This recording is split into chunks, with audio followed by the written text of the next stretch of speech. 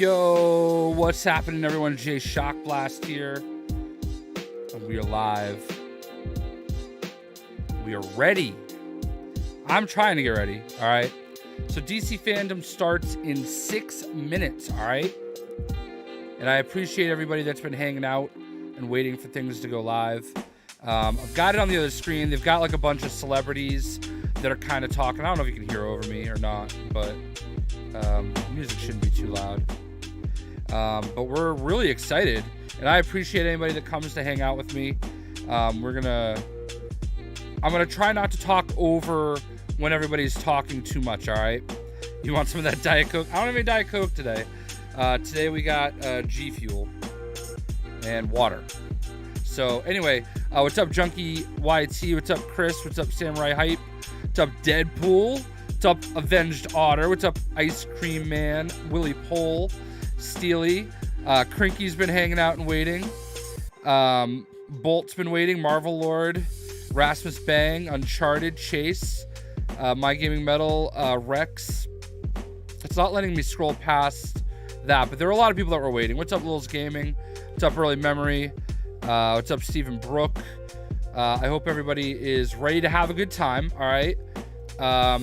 So 5 minutes before we actually start. I can't wait to see more of the Batman as well. I can't wait to see more about Gotham Knights. I can't wait to see what we got going on with Black Adam. Oh, there we go. Okay.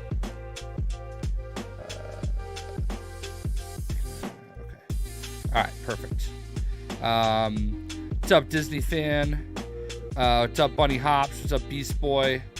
So yeah, man, I'm super hyped. As you can see right there, the folks at WB Games sent me some stuff for Gotham Knights. Very excited. Hope the Batman doesn't sparkle. I don't think he's gonna sparkle. All right, I'm gonna flip over. Okay. This is what they have going on right now on DC Fandom. As you can see, it starts in a little more than 3.5 minutes. Injustice comes out on Blu-ray this week, right? I will be getting the Steelbook at Best Buy. The Flash movie, you're right, Beast Boy. So we're gonna see something for the Flash movie. What's up, G-Matt? Hope you're doing well, brother. What am I looking most? I want to see Gotham Knights, okay? You can see right there, I've got the Red Hood pop. You can see Evie is wearing my Red Hood hat. Evie also has my DC fan lanyard. I don't know if you can see it from there, but the Flash movie is Ezra, right? And supposedly Michael Keaton is going to be in the movie, as well as a lot of other people. What's up, Oliver Cook? Did you know that Batman That Laugh may be in Fortnite? Yes, I did. I pre-ordered all the books. I'm going to go to my local comic shop in the next day or two to try to make sure I pre-order a couple copies. It's supposed to come with a code. I don't know if the code that it comes with is going to be Batman That Laughs or not.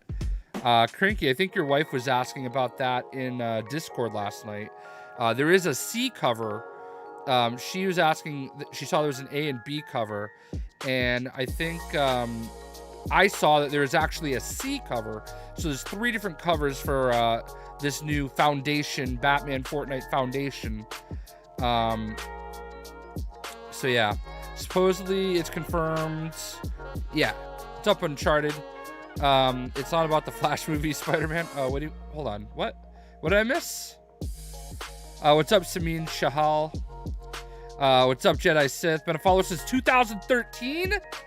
Scale 0 to 1,000. How hyped am I for the? Oh my God, Jedi Sith. Let me put it to you this way, all right? I have to like reach under my microphone real quick. Let me put it to you this way, Jedi Sith. First of all, thank you for being with me since 2013. Okay. Look at this. That's how hype I am, all right? Right there, right on my desk. Thank you to all of you that have been here for whatever length of time you've been with me, whether it was 2013 or whether it was last month, okay? I appreciate all of you. I've had so many amazing opportunities because of all of you being so supportive. What's happening, Alistar? What's happening, Pools? What's happening, J-Conk, Joseph? I am also hoping for Injustice 3. Obviously, I would go get my... Oh, you can't see me pointing. I have a Darth Revan lightsaber over there, right? So, I appreciate you guys hanging with me. I'm going to turn DJ Chrome off.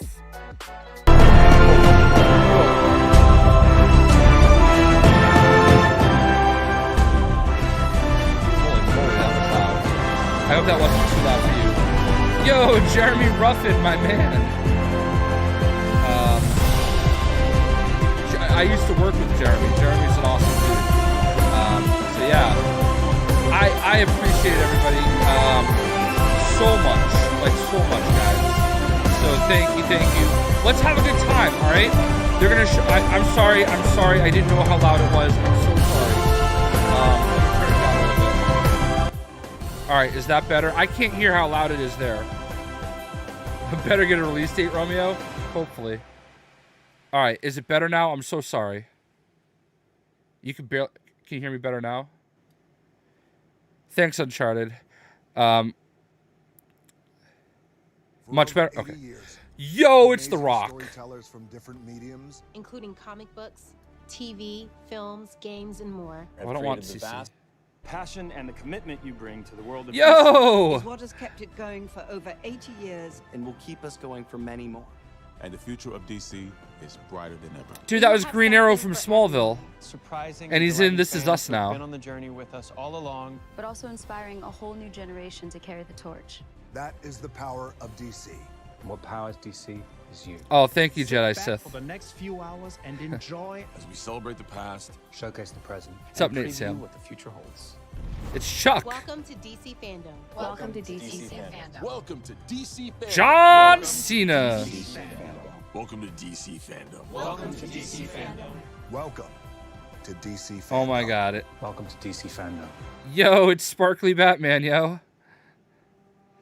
Oh, they're gonna lead off with it, aren't they? What's up, Omar? Powerful force in the universe is a story. Jedi, that was a really amazing moment for me too. Justin Hartley, yes. Justin Hartley, exactly. Shapes hearts and Look, minds, isn't this Smallville right there? withstands the test of time and changes the way we see the world. That's my Batman, Michael Keaton. A story Oh man, I remember seeing that in theaters. into icons. Can everybody hear it? What's up, Carter? Into memories, and shows us that heroes come in many forms.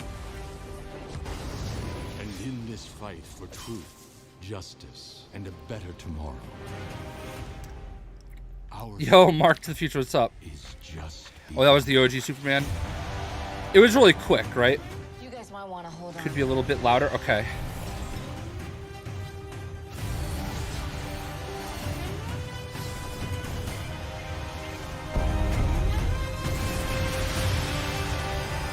Is that better? This is gonna be the start of something huge. What's up, Hazred? Turn up. Is it better right here? Oh my god. Alright, perfect. I would rather you hear it than me, to be honest with you. You'll see. I think he looks good as Bruce.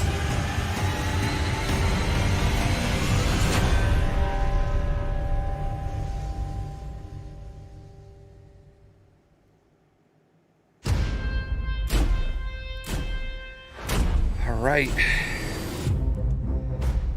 Justin Hartley is Superman. Oh. Okay, Sameen, perfect. So Justin Hartley is Superman in the Injustice movie. I like Justin Hartley a lot. I think there's something he needs I to show. thought he was amazing as Green Arrow in The DC Smallville. universe will never be the same. I mean, I don't disagree. That is a lot of hair for. Oh, I can do emotes.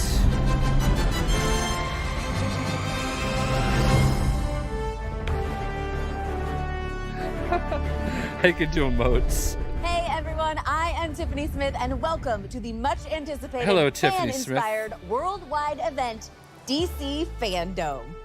Every Bruce Wayne is emo. Pretty cool, right? Well, DC Titans Fandome does have a now live has its action. very own score by composer Blake Neely. My audio is If you're a really Credits loud watcher now. like Are me, you you'll sure? probably Like recognize me? his name from such terrific DC TV I'll turn shows me like, down? you know, The Flash, Supergirl, Legends of Sorry about Tomorrow, that. and so many more. Am I you better? will be hearing a lot more of Blake's incredible score throughout the show. Now, if you were here last year, then you might have an idea of the kind of awesomeness that is about to come your way. Huge reveals, exclusive content, and a few Flash is the big best DC surprises. show. There is so much that I couldn't possibly do this on my own. So, of course, we put together a pretty super team of co-hosts, as well as celebrity hosts that you're going to get to hang out with all day. So, let's say hello to a few of them right now, starting with our Brazilian friends. Brazil! Hello, superfans. I'm Érico Borgo. It is so good to be back at DC Fandom. This is Aline Diniz e prepare-se para uma viagem fantástica através do multiverso DC. Hi friends, mabuhay mga kababayan. My name is Gino Killiamore, and I couldn't be more excited to share what DC has in store for you. Bonjour les fanatiques, Thierry TM here. Vous n'êtes pas prêts. DC is doing it up big this year. Hola mundo, I'm Gabby Cam, and all of us here are just as excited as you are to be back at DC Fandom. So sit back, get comfy, and get ready for the biggest celebration of all things DC. Should be Wonder Woman, right? G'day mates, I'm Jaden Rodriguez. Today, we gather from all around the globe to celebrate our love for DC Comics and the stars and creators who bring them to life. This is Warner Brothers and DC's way of saying yet, though, right? thank you to the fans for your loyalty, dedication, and passion for the characters and the stories in the DC universe. Later in the show, you're not going to want to miss this, the much anticipated new trailer for The Batman. And gamers, get ready for the Gotham Knights game. Javisha Leslie flies into action as Batwoman. And we're also diving in deep with my man, Jason Momoa. I forgot all about that. Mouthful from King I Shark need to and watch Harley this. Shazam Zachary Levi enlightens us on the fury of the gods. We're taking the fast lane with The Flash, plus Naomi, Doom Patrol, Peacemaker, and some surprises. With so much to share, let's kick things off in a really big way with one of the biggest stars to ever rock the DC universe. Oh, here it comes. Black Adam. What's up, Wolf Games? Black Adam, folks. It might have been Hawkman. I've never seen the likes of it before. Wow, Pierce Brosnan looking old. Having done James Bond for 10 years, 4 films. Oh, that's right, he's Dr. Fate. I play Hawkman. Cyclone. Atom Smasher. Dr. Fate. Leading the whole charge is Dwayne Johnson. He's more brutal, uncompromising, fueled by the depths of his pain. Wasn't that dude in Agents of S.H.I.E.L.D.? Black Adam. That guy right there? Or am I thinking of someone else? Look at him.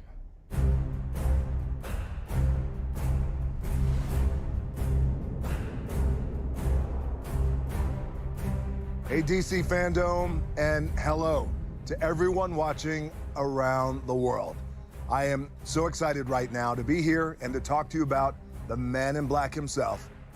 I know Haggis, right? Now, as you guys know, this character, this film, this Kaylee universe has Cuomo, been a gigantic is Harley passion Quinn in project that of show. mine for a very long time. And I have worked so hard, worked these hands, these calluses, my fingers Mr. to the Edgy, bone I love on this Marvel and project DC because equally. it's the kind of project that I know comes along once in a lifetime. And the truth is, I was born to play Black Adam. Now, we've just started the post-production process, which is so exciting. And the film has, without question, some of the biggest action sequences I have ever been a part of.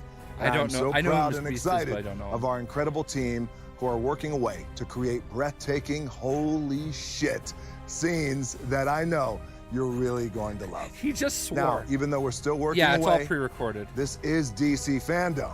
So I felt like I had to bring you guys just a little something special. Now, you know me, guys, and you know, I always like to say that you, the audience, the people, you guys are my #1 boss. So I got together with my director, Jalma Colette-Serra, and we put together a little glimpse of one of the opening scenes of the movie when Black Adam is first revealed.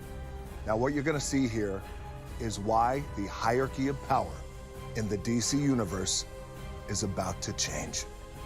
I hope you enjoy this very first look at the Man in Black himself, Black Adam.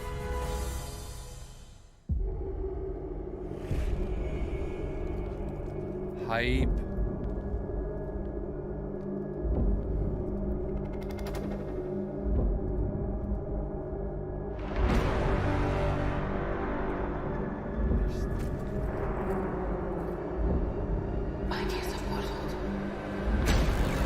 She's out.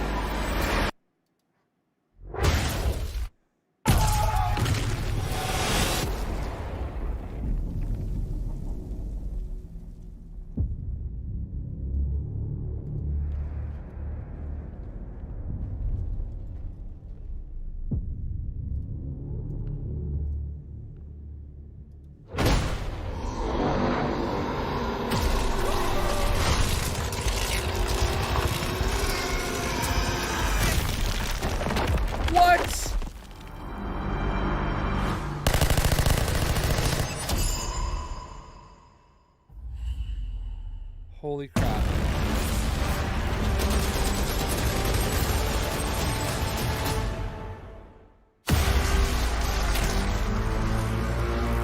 Holy crap.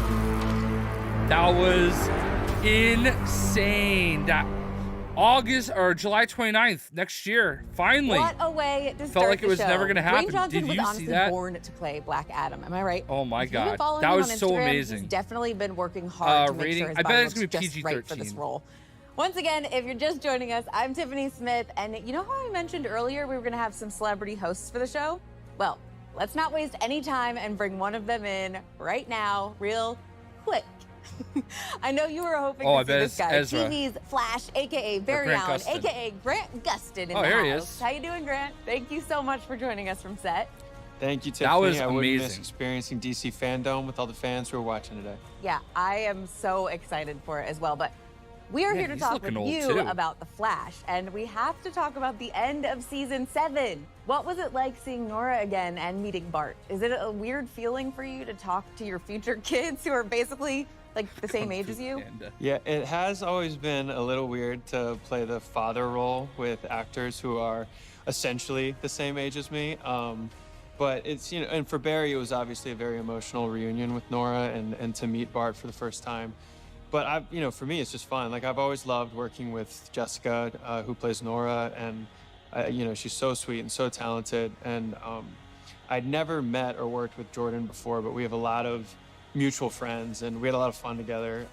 So yeah, it was a blast having both of them on set. Okay, so at DC Fandom last year, you touched on something There's with so many fans, jokes and I you could have make been right really now. hoping to see for years.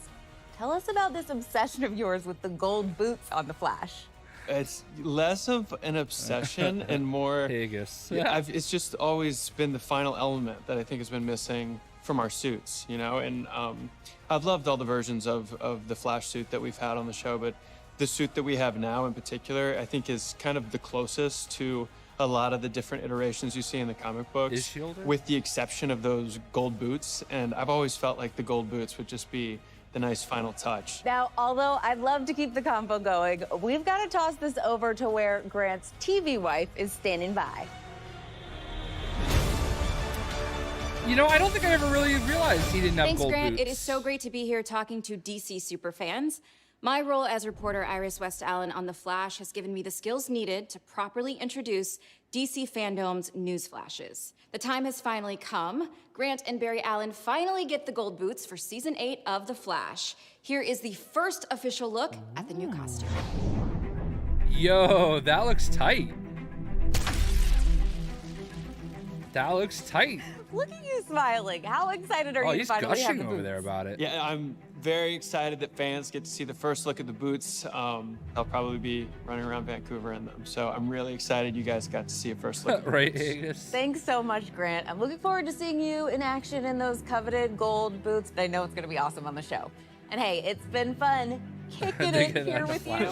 Yeah, sorry. Yeah, I've seen the Dad show. jokes, I've watched many of the Coming seasons. up, we've got some but I'm not never up to before date. seen footage from the Suicide Squad game. One of those boots hitting Aquaman, The Fortnite. Lost Kingdom, Harley Quinn, and all the Batmans. Or Batmen. You know what I mean. Now, not only do we here in the DC Fandom want to know what you out there in the fanverse think, but we wanted to know what you can do. You sent in the best of your best cosplay and fan art, and here is just a sample of some of the amazing talent out there in the DC fandom. What do we got? What do we got? Oh, that's dope. Dang. That's cool. I like that. That looks cool. I like that. Oh, wow.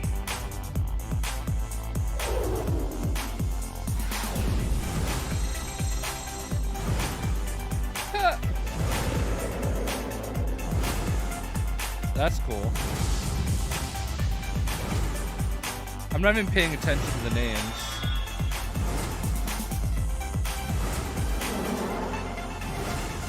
Oh, that's sick. I did not see any cosplay there, though, right? What's up, Zubar? What's up, Free Willy? The entire spin-off show about just the boots. Oh boy, are we about to get Aquaman?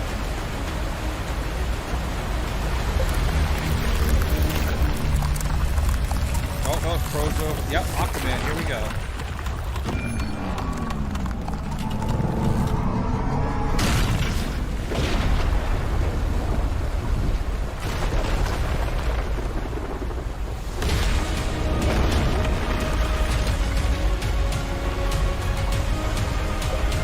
The Lost Kingdom. Yeah. Oh, I hope we get a clip. Oh, they're not that far in. It's only like 3 months ago. Aloha, DC Fandom. I apologize for the 4-year wait. Oh my gosh. Has it really been 4 years? But I'm very proud of the sequel because it's tackling a lot of issues environmentally. Stakes are higher. Yeah, and I I'm did just too, excited because I had a big part in my boy James, you know? I got to see Aquaman. Check it out. I'm excited for you to see it. Like a Times month are early in New York It's important. City. The times are changing. I actually watched it with comic historian and his wife. Like the comic book, the and a world bunch of Aquaman other is creators. so big. But I and sat so directly with rich. them. It's epic. It's huge. It's colorful. The world is at stake. I'm super excited to be back making the sequel. I have so much invested into it. I love this character. I love what it represents. There's nothing that I've ever been a part of that's like this. People are gonna be in for a treat when Aquaman 2 comes like out. sending my they're brother gonna get a pictures. movie that's more mature. Yeah, I just saw but Comic yet Historian still last week retain at New its York fun, Comic Con. To give the audience something different, something new that they haven't seen before. The success of that movie as the biggest DC movie of all time shows what James Wan and his team were able to do. And in this second film, we have turned the dials up to 11. It has the action, the fun, the heart. Action! Superheroes and supervillains have entertained generations of fans across the globe. Good, you got it? We put that in the movie? To play around with this cast again is quite a trip. We're having a blast. This movie's a lot of fun. I think fans are going to be very happy. And I think James is really excited to go all out. This is an exciting scene. We better get to a little bit of action. It's going to be a fun adventure like it was the first time. Looks like he's getting along with better. Worm. We see that Black Manta is still seeking his vengeance to try and kill Aquaman. That's gonna be something that's exciting for the audience, something for them to be swept up into the world of Aquaman again. About to kick some ass. It's Yeah, a I globe-trotting mean, I get it. story. We visit so many different worlds. This movie isn't afraid to embrace its fantasy and go on this magical journey. I think it's gonna be really awesome.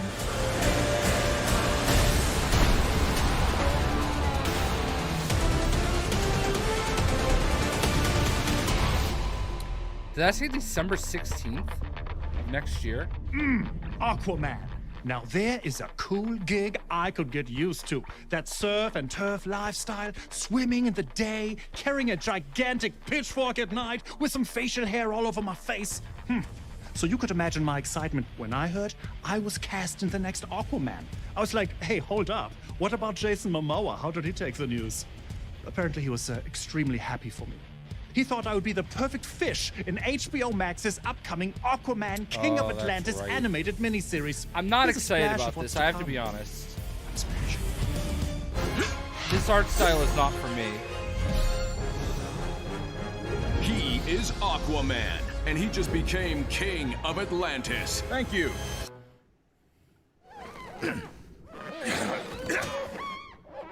Is there a different throne we could... No. And the fate of his people, of his home, of all the world is in his hands. That's right. So yeah, no pressure. Join Aquaman for the undersea adventure of a lifetime. Aquaman, King of Atlantis, 3-part special event, now streaming. Huh? Ocean Master? Hey, Ocean Master, you out there anywhere? I think he's gone. So be it. Farewell, my brother. Still got your trident. Oh, that little... I hate this! We're supposed to be getting revenge on him, not saving him! It's fine. It'll still be the same mission. Get Ocean Master, punch him, and bring the trident back to Atlantis. Yeah, but it's less fun now. True, but if you don't bring Ocean Master back, everyone's definitely gonna think you 100% killed him. And I won't even get to! That's the worst part! Where do you think they I'm went? not gonna lie, this is not as bad as I have to ask for help it from the does only look people like who don't think universe. I'm a total joke. People who are not... It's not as bad as I thought it would People be. who... Just say fish. Fish. I'm talking to the fish. Yeah, I'm talking to the fish. Like this one, that one, her or him. Or maybe even this. I send down the kind of sonar. It intercepts their brains. They shoot it back to me. And it goes inside my face. They tell me their thoughts and fears. They tell me secret things. They all love me and I love them because I am their king. Not everything has to be for us, guys. You know what it is? Hello, mates. Jaden Rodriguez in the DC Fandom. Not everything has to be for us. Look at this place. There are going to be kids that like After that. that last segment, I've got that song, Talking to the Fish, stuck in my head. Yeah. And if you can't get enough of this tune, only a you 3-part can listen series. to it right now on Spotify.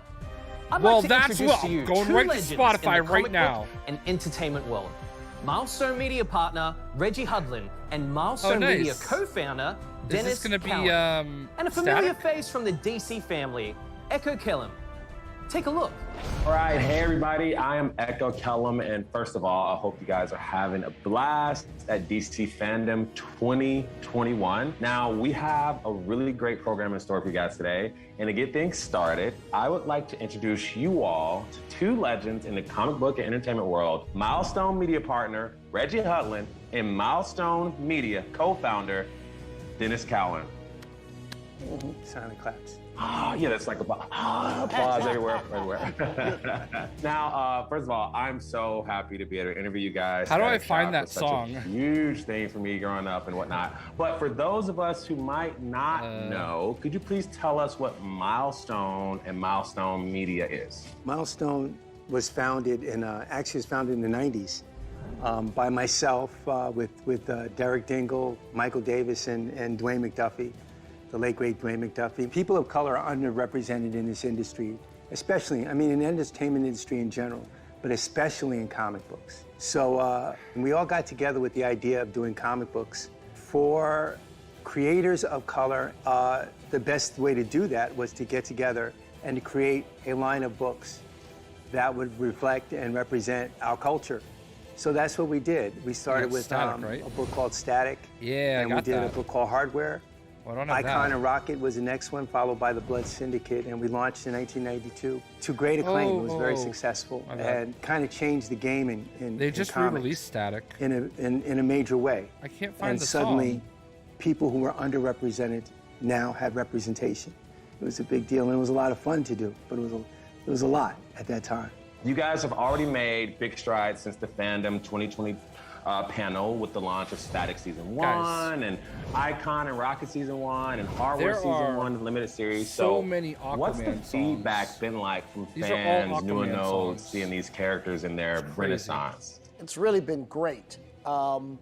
People were like, about time, you were taking too long, but now you're here, you're living up to expectations. Is it called that, really? It's a lot of commentary from a lot of different types of people. They love the art. They're like, oh my God, I love this kind of, black anime style that's, you guys didn't get stuck in the past. You kept it relevant, you kept it edgy to what's now.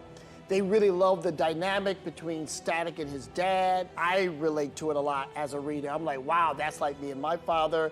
I try to be like that with my son. It's great stories, but it's in that Milestone tradition of what are stories you're not going to read at any other company. Milestone is a unique style of storytelling which delivers quality superhero action because the founders were all the top creators in the business then and now. And at the same time, really speaking to where people of color are and what our challenges are in the 21st century. Oh, that's awesome. That's very cool. And I know you were talking about the universe and whatnot. So, well, comic book fans, they obviously love the notion of a connected universe. Will we see some of the characters from season 1 titles begin to appear in each other's books? Fair play. Oh yeah. Yeah, that's I don't know why I'm just realizing this now. That's definitely part of the plan. I mean, we're working so far ahead. We actually already know how season 1 is going to end and how, things might advance from there. So we can tell you with all confidence to the fans out there that yes, I'm gonna be honest with you. The characters will appear in each other's books and meet each other, and there is an interconnected, Dakotaverse, Milestone universe within these books. So that's one of the things that we've been focusing on and doing it. What else is in the works? What's coming up? Well, we have a lot of stuff coming up. Yeah, all these books have been really successful. So you'll be seeing season 2 of Icon and Hardware and Static and doing good bosses, and Icon and Rocket. But there's a book that everyone's been like, yo, what's going on? You're gonna bring it back. What's our favorite? We liked the other stuff, but come with our thing. What's up? Blood Syndicate, which is, a shocking number of people's favorite book from the original Milestone line, will be coming back. Nice. And a lot of people have been shocked about how hard the Loon line of books have been. Blood Syndicate, that's all I'm saying. Could you guys talk about a little bit of the compendium that's coming out, the Milestone compendium that's having all the old comics or something like that coming in, right? Yeah, again, we're trying to give people what they want. So many fans have been like, Reg, we're so excited you're bringing the new books back, but my mom threw out my books, or I moved and there was some water damage, so I lost all my original copies, or I was too young back then, but I want to catch up with the old school as well as the new school. So it's a giant book. It's going to be huge. 1,300 pages of material. Wow. Soft cover, 1,300 pages of collecting the first runs of Hardware and Icon and Rocket, Static, everything. And this is volume 1. I keep hearing this aspect that you really want to bring the media back into Milestone Media, right? Can you talk to us about some of those potential projects that might be existing outside of the comic book realm? They're not might. They're real. Existing. They're happening. We've got 2 movie projects in development right now. The script that Randy McKinnon is writing for the live-action feature film version of Static is, he's hard at work right now. We're going to be getting that soon. So live-action Static Shock is a real thing. That's in the works. Warner Brothers is excited about it. We're excited about it. Michael B. Jordan's excited about it. Michael B. Jordan's producing the movie with us. Wow, that's cool. Here's the new announcement that no one knows yet. This is Fandome breaking news, which is the first Milestone animated feature film is now in the works. Nice. We just hired an amazing writer, and if you guys have been reading Hardware, you know how dope he is as a writer. Brandon Thomas. Brandon Thomas has been hired to write our screenplay for our animated give them all the time they need, Joseph. And in conjunction with Warner Brothers. This is and big we're stuff, very man. excited about that. That's going to be a massive project. Massive. With more than one character. Yeah. We This just is found gonna out Michael be B. the Jordan thing that is doing a Milestone Static fans have Shock been really movie. dreaming about for a long time, and we're happy to give it to them finally.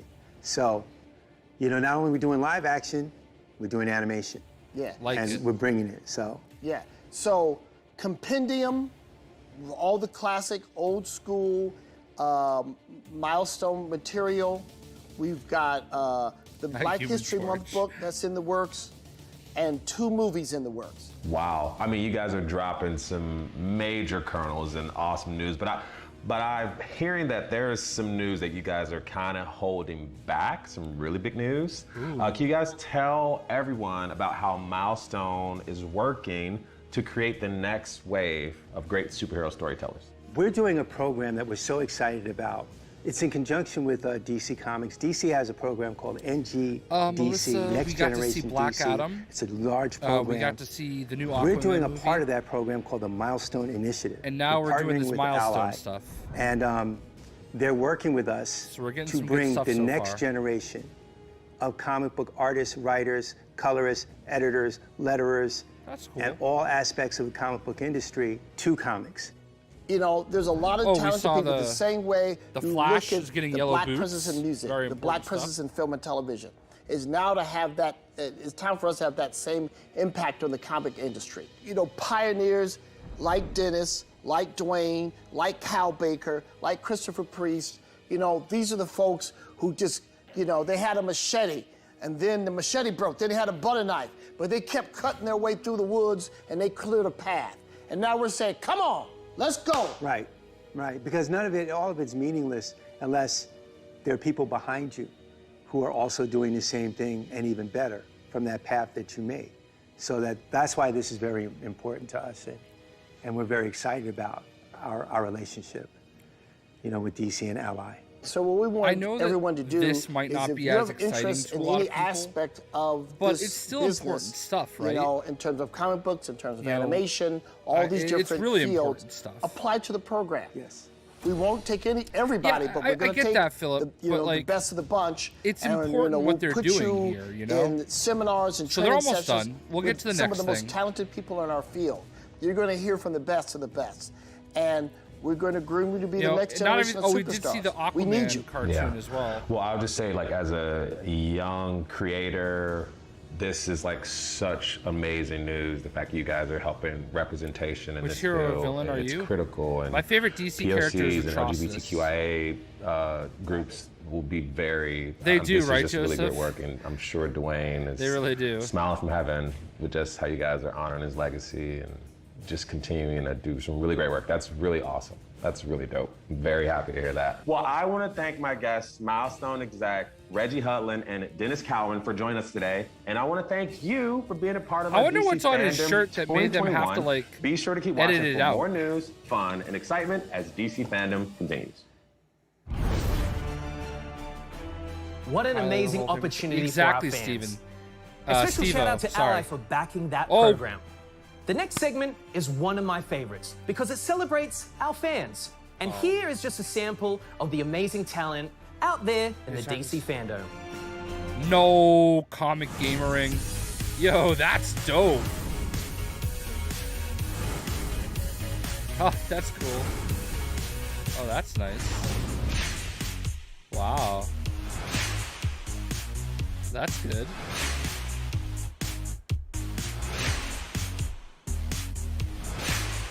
Oh, wow, that's crazy.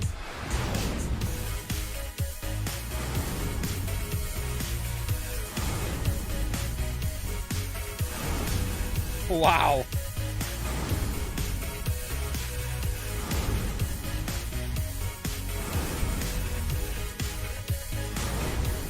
That's actually a good one. Whoa. Dude, that actually looked like Gal. Such incredible That's talent crazy. out there. And I hear that Wanna Jim be a Lee will Harley be Quinn announcing maiden? the winners at the end of the show. So stay tuned to see if you've been Probably chosen. me too, Now, Montez. back over to you, Candace, for some more breaking news. I will probably do Harley Quinn as well. Although, DC and Deadshot's Webtoon in it, recently too. partnered to bring our iconic superheroes and supervillains to new and old fans, kicking off the collaboration with Batman Wayne Family Adventures, a smash hit inspired by the fandom What's up, around Stitch? the Bat You have family. missed some things. All your fan favorite characters like Stephanie Brown, Cassandra Cain, Barbara Hold on one Gordon, sec. and Duke Thomas will have their own featured episodes and arcs in this hilarious slice of life series, only available on Webtoon. And DC fans can expect more amazing DC So Webtoon we've originals seen coming soon. Check out this Black exclusive Adam, sneak peek. Aquaman, clips from the new movies, the animated Aquaman. We just saw some Milestone stuff.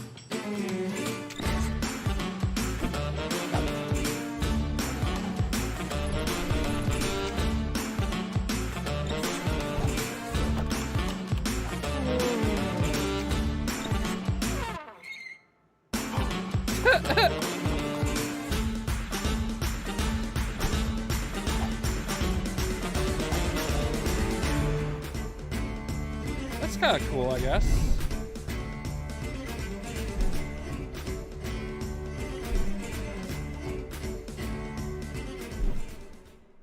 Interesting. Still to come, Peacemaker, Gotham Knights, and the Batman.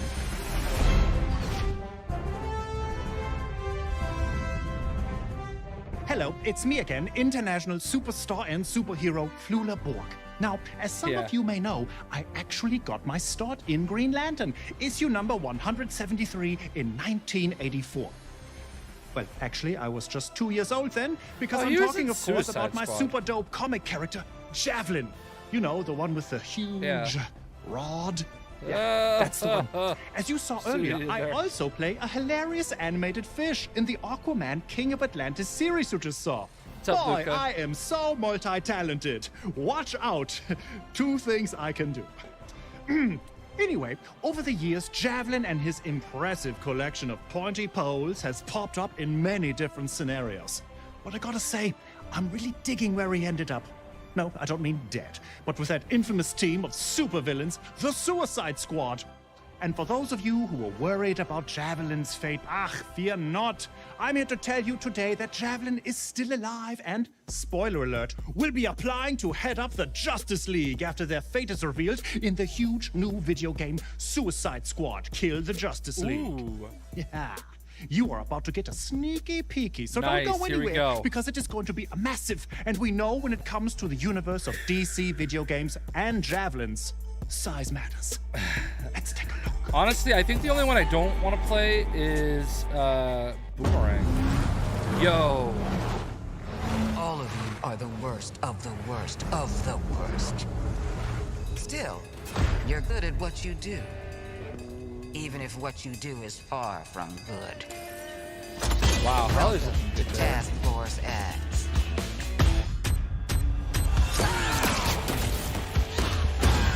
Let me take a look at you. A musclehead, a nut job, something that offends my eyes, and a homeless person. You're perfect. Just checking. We're all seeing that thing, right? This has one-way ticket written all over it. Oi, what the hell have you sent us into? It's a bloody war zone out here. Eyes up, people. Congratulations, Task Force X. You're the first assets to make it into Metropolis alive. He wasn't kidding. Javelin really is in it. He wasn't Force kidding. X. Your new mission is to kill. Yo, the Deadshot looks Justice dope. Oh, the Flash. Yo, Jon Stewart. Wonder Woman.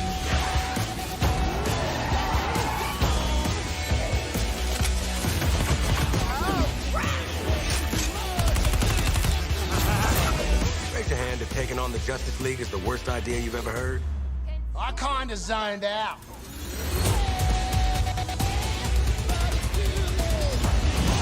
What did you think would happen? You'd crawl out of your cells, swoop in, save the day? Which superheroes did you say you were again? Remember, your heads are... Is that supposed to be Lex Luthor?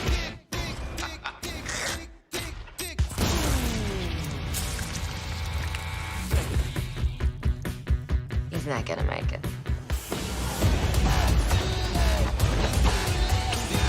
Yo, the Flash.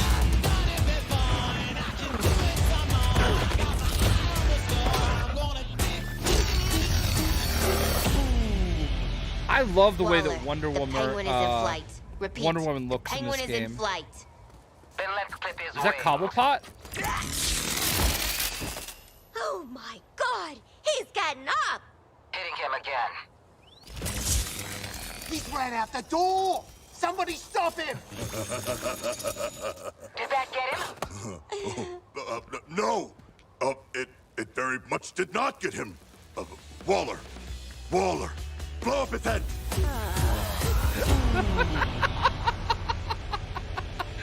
Oh my God, this game is gonna be 2022. This game is gonna be so good. Well, definitely don't want to get on Amanda Waller's bad side. No. Maybe it's a good thing Javelin is not in the Suicide Squad Kill the Justice League game. Still there? Of course, in the movie, I was hoping I'd come back to life in the end credit sequence, but no such luck. Maybe that'll happen in the VHS version of The Suicide Squad. Double fingers, double crossed. Let's do this. I mean, look, John Cena gets a spin-off series, but not me. Flula Borg, I'm delicious. Where's my show? The Suicide Squad is fast becoming a huge franchise for DC, with comic books, huge movies, the games of video like you just saw. Not starring me, apparently. Spin-off series, also not starring me, rude. And music videos. Fine, I'll make my own. I have a phone. Anyway, if you go to the clubs like I do with me and my bester friend, squad friend, King Shark, you'll know this next song is Did you see where he was all the standing on King Shark? Give me those glow sticks. Yeah, don't give them to him. Zoom back out again. He was standing right on his crotch. Just how they decided not to do more Powered Suicide Squad members? Yeah. Yeah, but like most Suicide Squad members aren't powered, right? I think that game, I think it is going to be co-op, but it might be something that you can do single player and just switch the characters. The designs look amazing. King Shark looks really good. Really? No. King Shark. Deadshot's mask is really good, right? Right now. No. Hungry. Peacemaker. Nothing like me. We're all gonna die. I very much enjoyed this movie. No way. No way. No way. And we're all gonna die.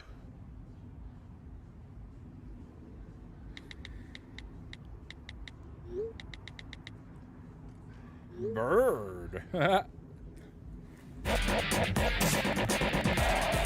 all gonna die.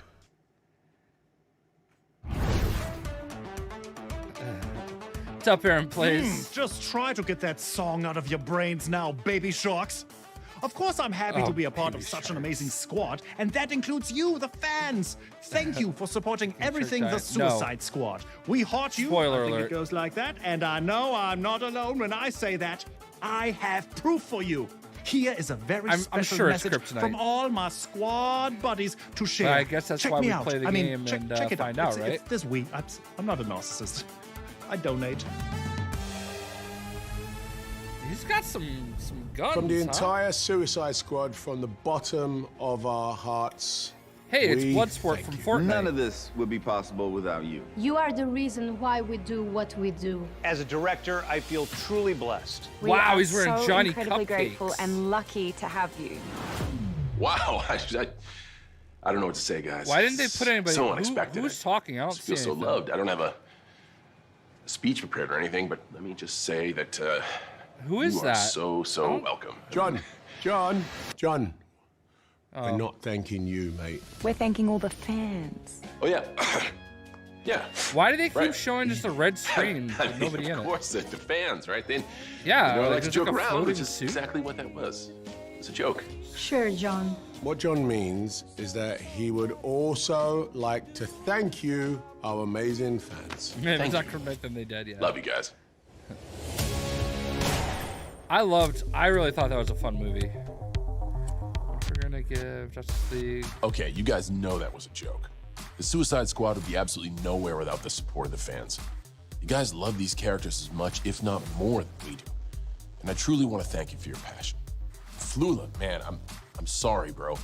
Javelin would have made a great character for a spin-off. Hey, you know what? Maybe we can see about getting him involved somewhere down the line on Peacemaker. I mean, no promises. James Gunn created this whole thing for HBO Max, and he has a vision all worked out, but we'll see what we can do. And if you want to hear more of what's in store for Peacemaker, you can join James, myself, and my amazing castmates for some additional insights. Hey everybody, John Cena here on the set of Peacemaker. Every time you were shooting, he went, Yo, it's Vigilante! They said you couldn't get a job. That's who that is, right? Vigilante. 23andMe says I might be 26% asshat. I know my last name is Smith. That's a generic fucking name. The reason it's Smith is because we came over as asshats, and I had to change it on Ellis Island.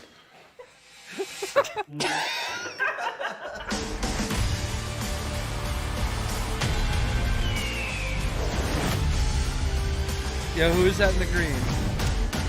That's a dope Vigilante Hey everybody, I'm costume, James though, Gunn. right? Today we're talking all things Peacemaker. Of course, I'm joined by my behind-the-scenes partners in crime, executive producers Peter Safran and Matt Miller, and our fantastic Maybe cast, Chrome Viper. Peacemaker himself, Maybe you John had to watch Cena, the after Danielle credit Brooks, scene. who plays a character of my own making, Leota Adebayo, Jennifer Howland and Steve Agee, Amelia Harcourt and John Economos, and Chuck Owuji as Clemson Mern, and finally, Freddie Stroma, who is our vigilante. So, guys, let's get into it. It goes without saying, I miss you guys. It's great to see you all. Miss you so much. You too. John, were you surprised when Peter called you up and said, hey, you know, we're thinking about James doing a Gunn is Peacemaker great. TV Did series? you know he was I was married surprised, but to Jenna Fisher? Man, I was more than ready. very And I jealous. was more than excited, and I'm glad Just we got kidding, the opportunity. my wife is fantastic. Freddie, for you, you came in and you're playing the oddest character of everybody, Vigilante Adrian Chase. And you're Waiting not that for her to like odd. throw darts at me or something. So pretty vanilla. I love it. I really like. As soon as I started reading the sides, I was just like, oh, I really like this character. Yeah, Pam and from he The has Office. just He was that married to kind of, Pam from The you know, Office. A really fun relationship with Peacemaker, and obviously working with John was just incredible. I've seen Freddie, but for how many of the rest of you are you hearing him talk with a British accent for the first time? Oh, me? Yeah. And I'm like, my brain is No, melted. she I can't knows. believe it. She knows. So, Danielle, why don't you tell That's us a a little joke bit I'm allowed about to your make. character in general, who she is and what's her story? This is all new to her, you know, and so she's coming in very green. She used to work with animals, and now she's been thrown into this completely different world. You brought her to life. You really did. And you do inhabit a role in this very special way. And it was just so fun to see you flow. For Harcourt, her relationship with Adebayo, this new member of the team that's coming in and Nah, that she wouldn't do Harcourt that. does not trust, it was something really unexpected for me when I met Danielle, and I literally could not hate her. Like, she is just she's the most lovable, warm, wonderful person. The sisterhood of Harcourt and Adebayo is a wonderful thing to see. It feels like that's part of... Sorry, James. No, go ahead, Chuck. The first day we shot, at least I shot in John Cena's trailer. And it was the scene where we all, the team, meet John Cena. And Danielle, you made her continuously improvise, being nervous. And she would... I mean, that improvisation there were tears running down people's eyes, and it went on. And Danielle was put on the spot, and the things that were coming out of her, and to the point where off camera, Steve Agee just had to get his camera out and film it. I was just gonna say, it reminds me of how often working with Steve, you'd be in a scene and you'd look over behind the camera and there's Agee filming you, This is like my first day with the cast, like all the cast too, and Steve A.G. is recording, everybody's laughing. John Cena's holding character, so he's making me nervous. Everything, it was crazy, but it was one of the things I will never, ever, ever forget. It's okay if you do forget it because I have it all on video. I wish I was talking to them. It does look like I'm part of it though, right? Everything about your 6'7" self, however tall you are. It's about right. Freddie was such a warm Yeah, we are spirit definitely to not come playing into the Avengers. space as well. Like, you know, even though he was new, he jumped right in fearlessly and worked with us. And Jakuti is the real deal from day one. You're just like, oh my gosh, he elevated all of us to bring our best. So it's been really great getting to work with everybody. And you just really made a girl's dream come true to get to tell this story with you all. And this is not a world that a person like me normally gets to be a part of at all. To have the action portion and also the depth of a person, I am so thankful for you. I love you. I just think you're the greatest. Although, you know, I'm surprised you did give Chuck so many, compliments, because you would often come over to me and say, that I was supposed to tell Chuck to watch you to see how it's done. Oh, yeah. Yeah, everybody had to get on my level. James, I remember you said to me on set one day that only Eagly competed with Chuck in terms of being a really great actor. No, we're So doing that was Fandome actually today. one. I think we have not brought up Eagly, who, of course, steals the show. He's Peacemaker's pet eagle, and he's Peacemaker's best friend. As a dowel with some green tape on it, Eagly stole the show. Yeah, that's true. I also got to say that this is probably the third or fourth thing I've worked with James on, and I've never seen him more giddy working on something in my entire life. I mean, there was one night we were shooting, and the generally whole time prefer it was Marvel, like 3 in but the morning, I love and DC James too, is just running around laughing like a maniac, and he kept saying, "I can't believe they're letting me shoot this." Yeah. That's the happiest night of my life. I'm like, that was Warner Brothers' funeral that they let me do that. We'll see. I have one. I mean, this is, I believe, the only show that has John Cena dancing for 4 minutes in his tighty whities to the Choir Boys. I don't believe there's ever been a show that offers that up. The memorable tidy whities. Okay, so we're going to be taking some questions from the fans. These came from Instagram and Twitter. So at Remy.c.l asked, was there any characters you wanted to put in Peacemaker but couldn't? I guess that's a question to me. The answer is no. John Cena. I got to put it in every character I wanted to. For John Cena, at Popsignite asks, what was the most difficult part of becoming Peacemaker? Excuse me. I think it was just getting comfortable being a super asshole. I'm normally just a normal asshole. And I think just being a high-octane asshole was probably the most difficult part. Was that really difficult? Because it seemed to come to you pretty easily.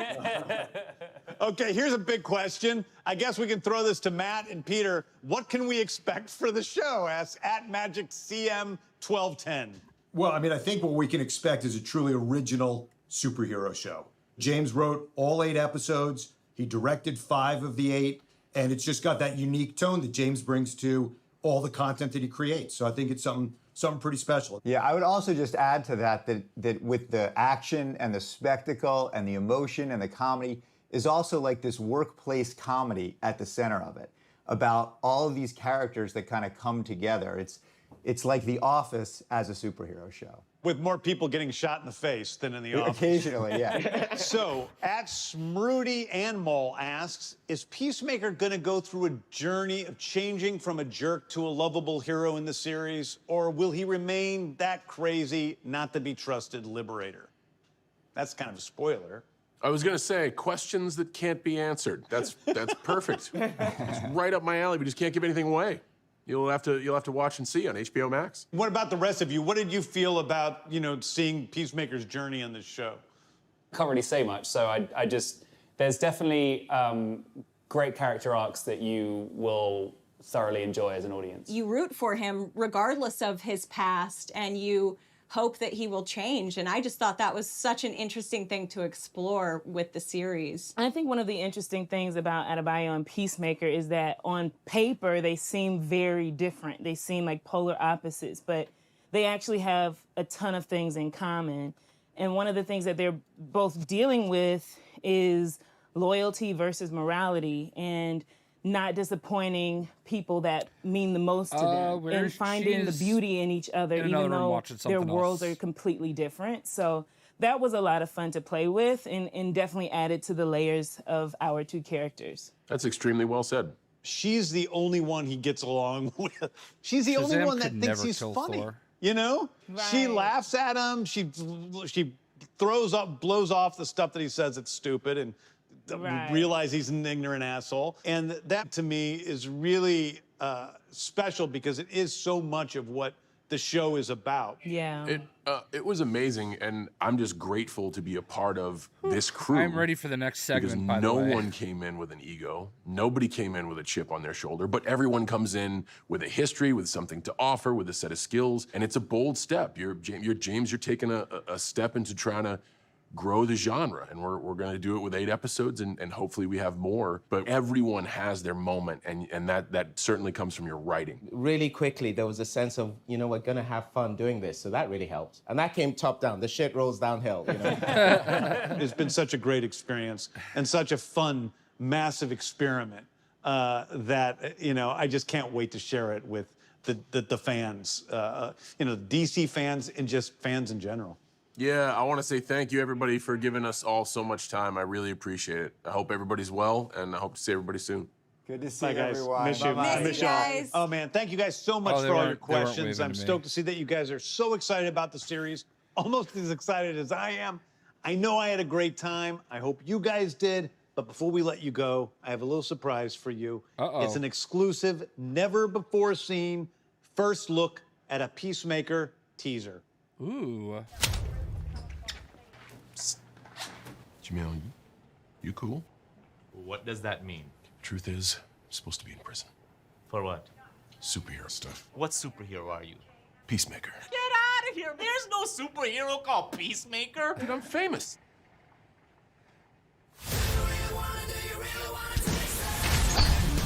You're a born killer with expertise in every weapon known to humankind. I'm giving you the chance to stay out of prison and work for me. Kill people. Bad people. This is Hardcore. Be a handler in the field. John Economist, Tech and Tactics. And this is our new recruit, Adebayo. You don't have to shoot people after I already killed them. Right. Who's the guy that's peeking out behind the trash can? Vigilantes, trying to be helpful. Our first target is Senator Royland Goff. Goff may be traveling with his family. Are you sure those 2 kids came out of those parents? That's an attractive couple, and that one looks like it came out of them, but the other one looks like a butt baby. A butt baby. Yeah, my older brother told me there's 2 types of babies. One that comes out normal, and then butt babies. Worse in every way, they come out of a woman's butt. No, I believed I was a butt baby until I was like 14. That explains a lot. This looks There's amazing. something about him that's sad. Hey, Dad. I didn't mind Sperm growing to a Nancy boy like you. You know, lately I'm just thinking maniac. Hey, no! That's because we're born killers. What separates us from other killers is we only kill bad people. Usually. Unless there's a mistake. You use being a jerk as a way to push people away. You suck at PowerPoint. But if you would just drop that, people actually might like you.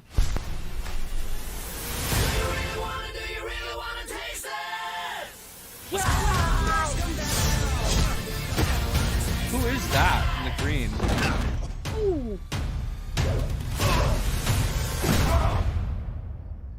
He had a different helmet.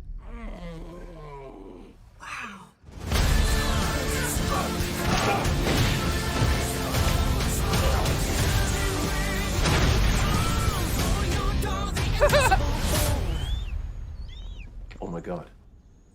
He's hugging me. He's hugging me. Dad, grab my phone. I don't want to move. Dad? Oh my God, this looks so good. January Still to come, 13th. Supergirl, DC League of Super Pets, and a first look at the Flash DC movie. League of Super Pets? Invisible Man show looks great.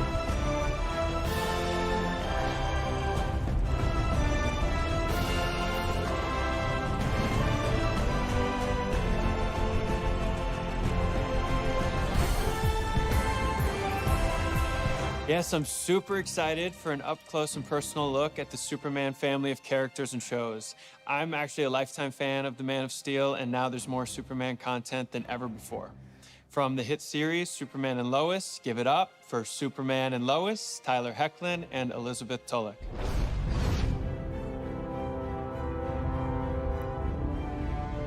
Thanks, Grant. Thank you, Grant. Needless to say, we're big fans of you too. And we're so excited to be here. Thank you to the fans for giving Superman and Lois such a warm welcome into your homes. Thanks to you, we're coming back for a second season. But wow, season 1, you had a secret brother. Lois had a lot going on with just about everyone. Jordan found out he has powers, Jonathan doesn't. And remember how cute you looked when you were coaching high school football? The sky is the limit for Superman and Lois, especially in season 2. Here's a behind-the-scenes look at our first day back on set. I have not watched any of this, by the way. Superman and Lois.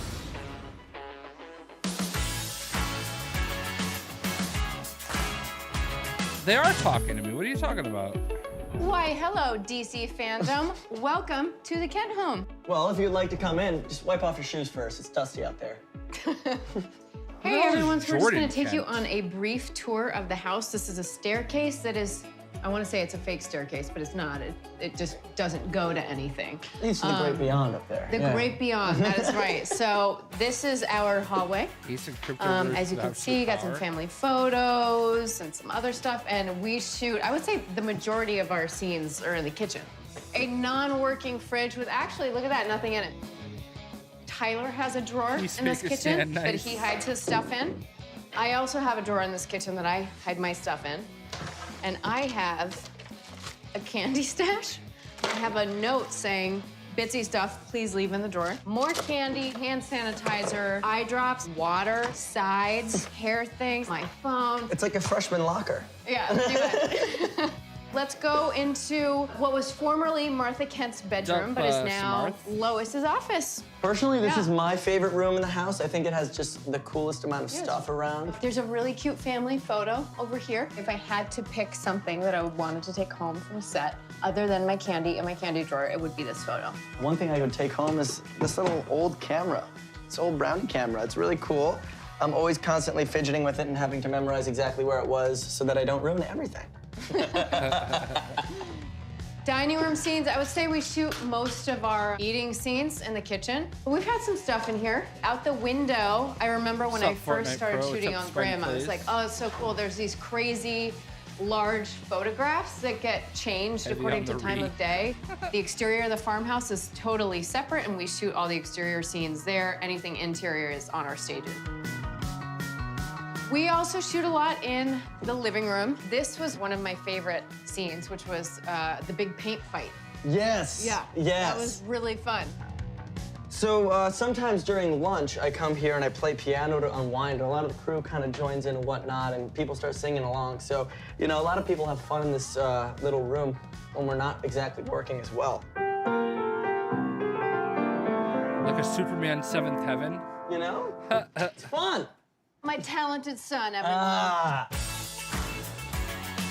The boys' bedrooms are on another stage, so because again, the upstairs is to the great beyond. And then there's a porch that wraps around, but we typically shoot the porch scenes outside on the exterior farmhouse set. Thank you, everyone, for joining us on this tour of the Kent house. We hope you join us for the rest of season 2 and the beyond. And thanks for watching.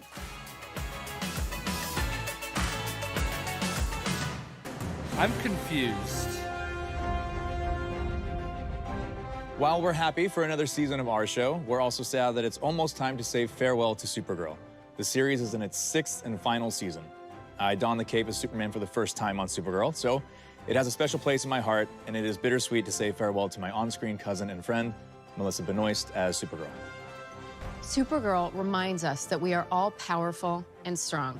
The challenge is realizing our own potential. Can you even put down Right crypto? now, the cast of Supergirl, including Supergirl herself, Melissa Benoist, have gathered to chat about the show and share their favorite memories over the past 6 seasons. Taiwan is the one Let's to listen. China. I don't know how to take that, but sure, I agree. Hi, everybody. It's Melissa Benoist, and I'm here on the set of Supergirl. That guy is green. Some of my amazing co-stars on the show.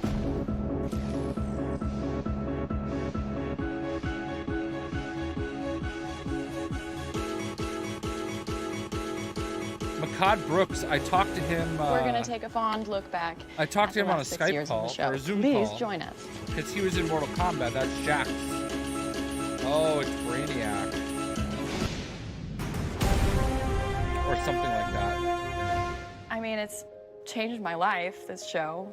It's been a joy, and seeing the way that this canon and the mythology affects people and young girls and the people that look up to our characters. It's very meaningful. Yeah. I would say that, because I wasn't originally cast as the Martian Manhunter, I was actually just cast as Hank. And it was only after the pilot that I was made the Martian Manhunter. I can remember going home with a pile of Martian Manhunter comics and just reading all of them and thinking, this guy is awesome. Wow. So I was just really excited to suddenly get this brand new character and fall into this whole story arc, which has really been great for me. And I've really enjoyed not just playing the character, but meeting all these fabulous people and also learning to directing on the show as well. So it's really been for me a sort of it's been money. It's been money. Thank you, John, for that update. That My makes favorite sense, I scene guess. is the scene where Staz and Melissa do karaoke and Dude's sing really all Africa. about his character. I think it's magical, and I watch it on repeat. I love it so much. They sounded beautiful. It was a lot of fun. It was a lot of fun. And, both of us come from, like, a musical background, so it's really nice to, at any point, get to kind of find a way to kind of combine all the mediums of art. So it was really fun. I really liked it. My favorite scene that we ever did is in my favorite episode. And it was Slaver's Moon. In the quarry, things were, it was pouring rain. Let's hope this thing works. Thanks for getting me medal. It was Kevin Smith's first episode, and he ordered like a bacon truck. Bacon truck. So all of us were just eating like, Bacon-wrapped bacon. bacon-wrapped bacon bread with cheese and bacon goodness. Pouring rain. Pouring rain. We were playing games in a random school bus, and then That episode was sort of Star Wars-y. it was so Star Warsy, and it was like a buddy adventure. Planet 51 Arc B. That's Maldoria. People that were there, the aliens, what were they called? Slaving is a big business on Maldoria. Maldoria. Of course you remember. In season 2, I had to eat 10 pancakes at once. Thank you. And you want, sir? And it's not funny. My jaw sort of dislocated a little bit. No, that was probably That was the stunt. That is a stunt. That is a stunt. If you get injured, it's a stunt. Eating, yes. 10 at one time? Yeah, it was a big stack of pancakes, and I was like, oh, this is gonna be so funny, and then my jaw went like, ugh. Yeah, I feel you, Steven. That and also when you ate the pizza. Oh yeah, they didn't make enough pizza. They made like 2 pizzas, and I was like eating 3 per take.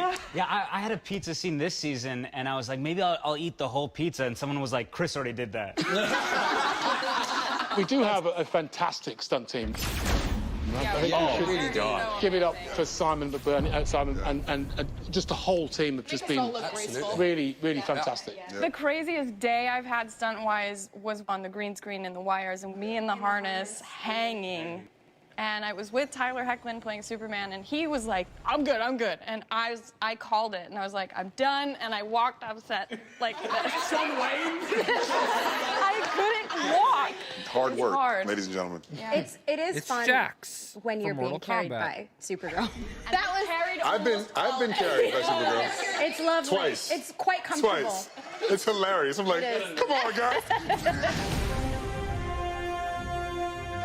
I think for me, one of the funniest things that we did was cloth magic. Has Cloth that magic made it was- into the world yet? Yeah, it has. Yeah, no, it has. Can I get context? I don't even know what cloth magic is. Cloth Magic is a spin-off show that never quite happened. Basically, we would just put either of their capes up, and then pull them down, and something would happen behind them. And Matt Barham, who plays Mitch on the show, who is hilarious. He's so funny. Hold on to your Wants to jegging, learn some sister. Mary? I didn't realize that. You've got company. He had this one line where he makes an entrance and is just like, basically, ... Oh, she's not sorry, bad. what's Lex Luthor doing here? But every single take, he would be like, I just tried a milkshake for the first time.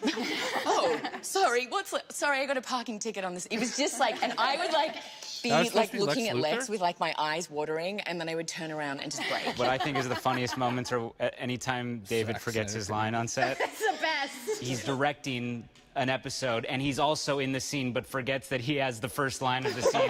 So if you know David, the way he directs is there's a lot of energy, so he'll be like, all right, that's it, keep that energy, all right, and action. Line.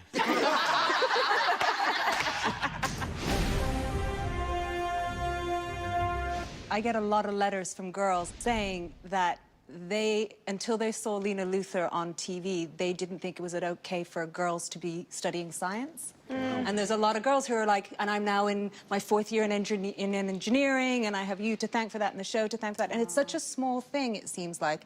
But that's the beginning of a whole new life for them that they didn't think was possible because of watching the show. Yeah. There was a little girl who is actually a daughter of one of our crew members who, when she met me, she went, I have a question. Is your belt attached to your skirt or your shirt? No, it's Liston's daughter. Just like- She just can't say her O's yet. Which one was it attached to? It's not. What's the But actually, now I really want to know. Answer that question. It wasn't attached to anything. Whoa! Yeah. Cloth magic. It was a floating bell. How did it stay on? What? How did it stay on? Velcro? I wore so many belts on this show that were like top sticked to pants that had no belt loops. So just taped Yes. to the waist. They love a taped belt. Movie magic, guys. We had a great moment. We did a Comic-Con in Chicago, and we had the line for people to come through and get autographs. I don't and even know whatnot. anything about And there was Staz, a to be honest family. with This ya. woman came through with her 2 daughters, and one was, you know, her biological daughter, and then the other was adopted. Yeah. And it was such a wonderful moment because they looked at the both of us just saying, you embody exactly like what we have in our house, and we don't ever get to see that.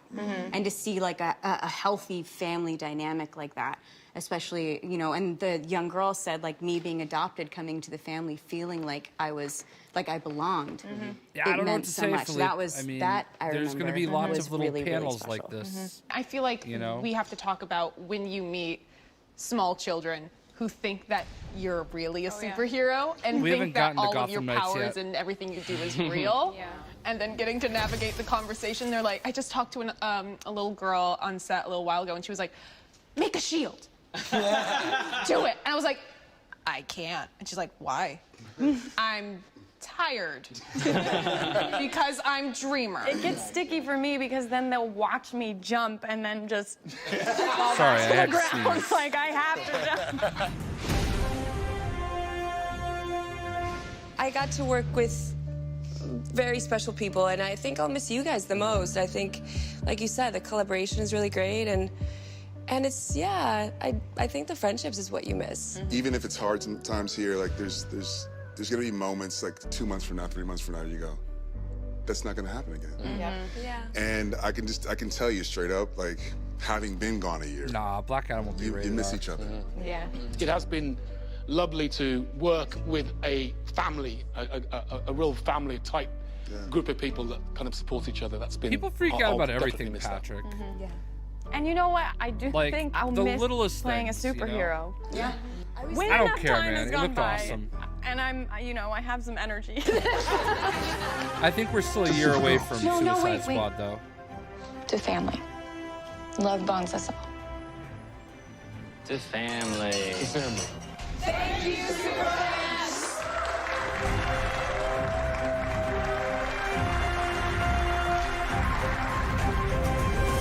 The Paris between Amanda Waller and the Fallen Order lady. No? While it's sad to say goodbye, there's still so much to look forward to in the DC universe. Including Stargirl. We've got a little end of the season teaser for you, so check it out now. I didn't like Stargirl. I watched a few episodes and it just wasn't for me.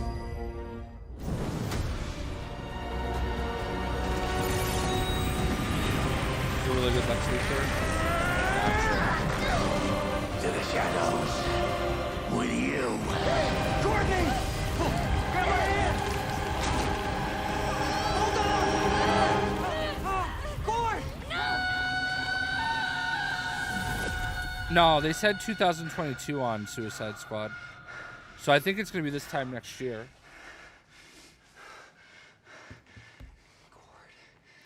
Just going to mute for a minute.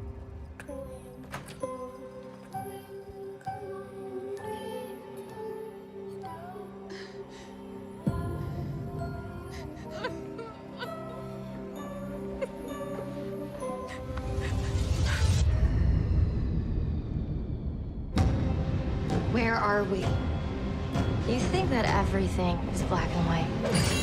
You are my greatest experiment. Stay away from her! Turn away from the darkness.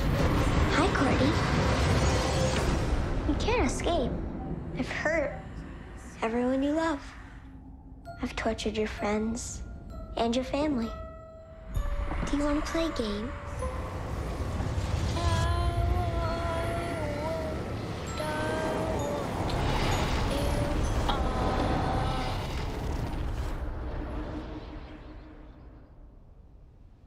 Dr. Midnight?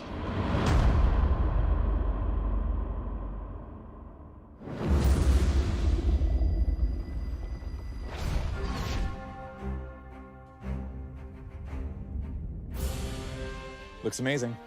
Don't miss that special episode of Stargirl. There's just so much going on in the Superman universe. And just for you superfans, here is a very early look at the art of My Adventures with Superman, a brand new animated take on Lois, Clark, and Jimmy that's currently in production.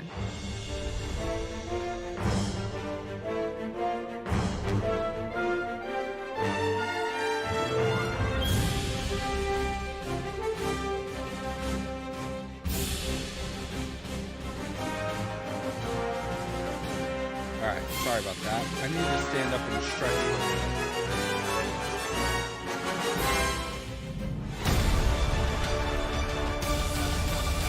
We are back with some more news from the world of Superman.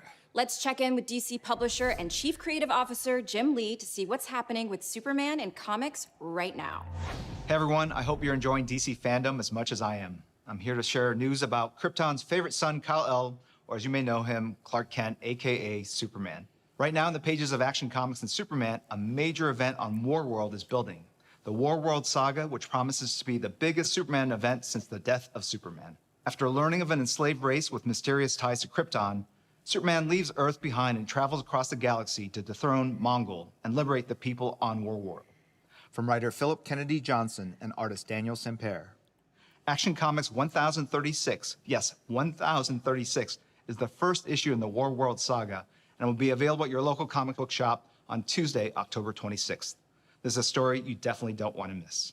And since Earth still needs a Superman to protect it while Clark is off fighting for the people on Warworld, John Kent, the son of Clark and Lois Lane, has picked up the mantle of Superman here on Earth in Superman, Son of Kal-El, from writer Tom Taylor and artist John Timms. This is a different, younger Superman who's figuring out how he wants to fight for the future and who he is as a person.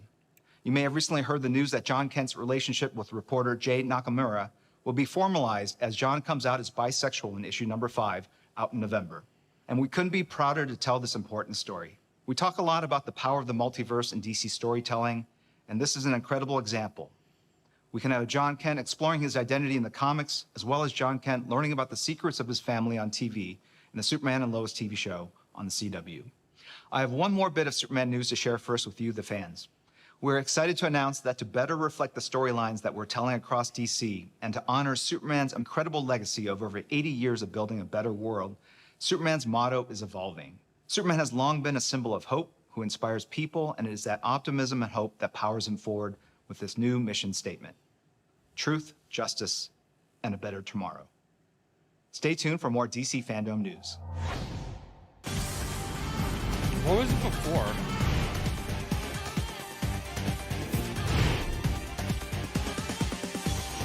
My gaming metal, my man, you gotta relax, bro. I don't know what your deal is. Yeah, it is very Superman.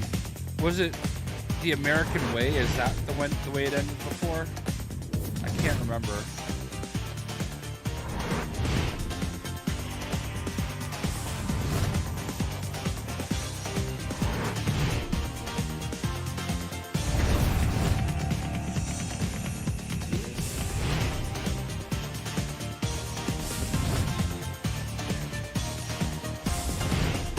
Better world.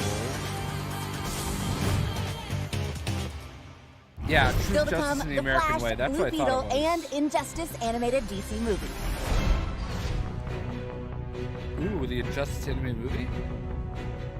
Okay, guys. It's out on Tuesday, let's right? make this a little interactive. Raise your hand if you have a soft spot for Superman. Same. But no matter how deep my admiration goes for the Man of Steel, I know someone who's even more of a Superman superfan. I'm talking about superstar, NFL great, Cam Newton. And get this. What? Cam Free found a Willy way rocks. to incorporate his love of Superman Shout with his outs. passion for fashion. Here's the man himself. Somebody, with oh a my god, special somebody get announcement. Free Willy's tissues. This is the greatest moment of Free Willy's life. He didn't have shit else to do. What's going on, DC fam? Hey, I'm super excited to have partnered with the DC fam as well as my hat company, Mashika, to create Superman-inspired Mashika hat, and we're dropping it here at DC Fandom. The first time I encountered Superman had much of an impact of what morphed into my career as Superman. It was just the aura of knowing that you could do any and everything, you know, outside of, you know, kryptonite. You know, Superman doesn't have any flaws. He was just who he was. And I think for me as a person, that's what I would want people to know and to feel like, you know, he has good energy. He has, you know, great qualities about him. And I think that's why I train the way I train. That's why I prepare the way I prepare. That's the way I play the way I play, because it just embodied everything that I Because whenever prepare Cam for. Newton scores a touchdown, Fashion he does means the to me Superman thing. expressing yourself. This actually makes a without lot of sense. Having the ability to speak up for yourself at times. To incorporate that with Superman And he's making a hat, apparently. is something that words can't even explain, because in essence, we all have some type of superpowers, and we are a superhero in our own right. It's going to be cool to see how we show the different sides of Superman in many different ways. I'm super excited to unveil my Well, he is super retired now, Mark. exclusive, and that's big super, and that's a big exclusive. Willie just unfriended me on every form Superman-inspired, of social Mashika hats. media, Take it gaming away. platform, everything. Thanks, Cam.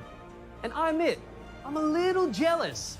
I mean, who wouldn't want a customized Superman hat? Honestly, I'll be happy with some How much is Superman that thing? underoos at this point. Remember those? Google it. Now, up next, we have a movie that stars one of the greatest duos of all time, Dwayne Johnson and Kevin Hart. And of course, they are voicing the animated characters that will soon top the list of all-time DC faves.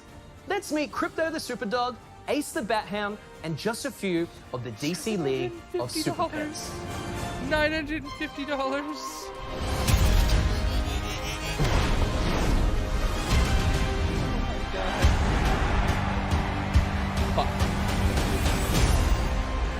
Oh my League god. of Super Pet. This looks amazing. Perfect. Hey. Pets. Cool. What did they You ever do heard to of a league Ace? with one dude in it? I have it. Well, they say I'm in a league of my own. Oh, you're in a league of your own, all right. Mm-hmm. Ain't nobody as messed up as you. Next summer, Dwayne Johnson as Crypto. What?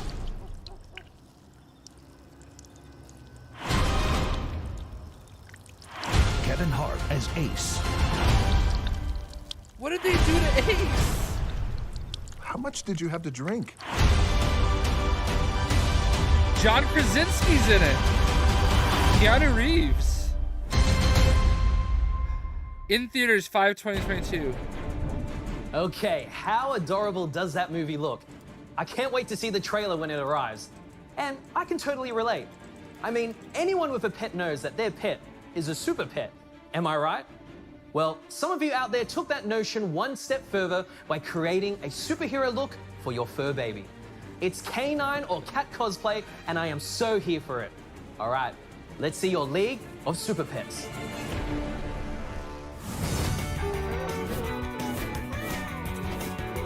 I don't know that Thor could have pulled off any of this. But seriously, Ace is a hound. Ace the Bat Hound, not Ace the Bat Pit Bull.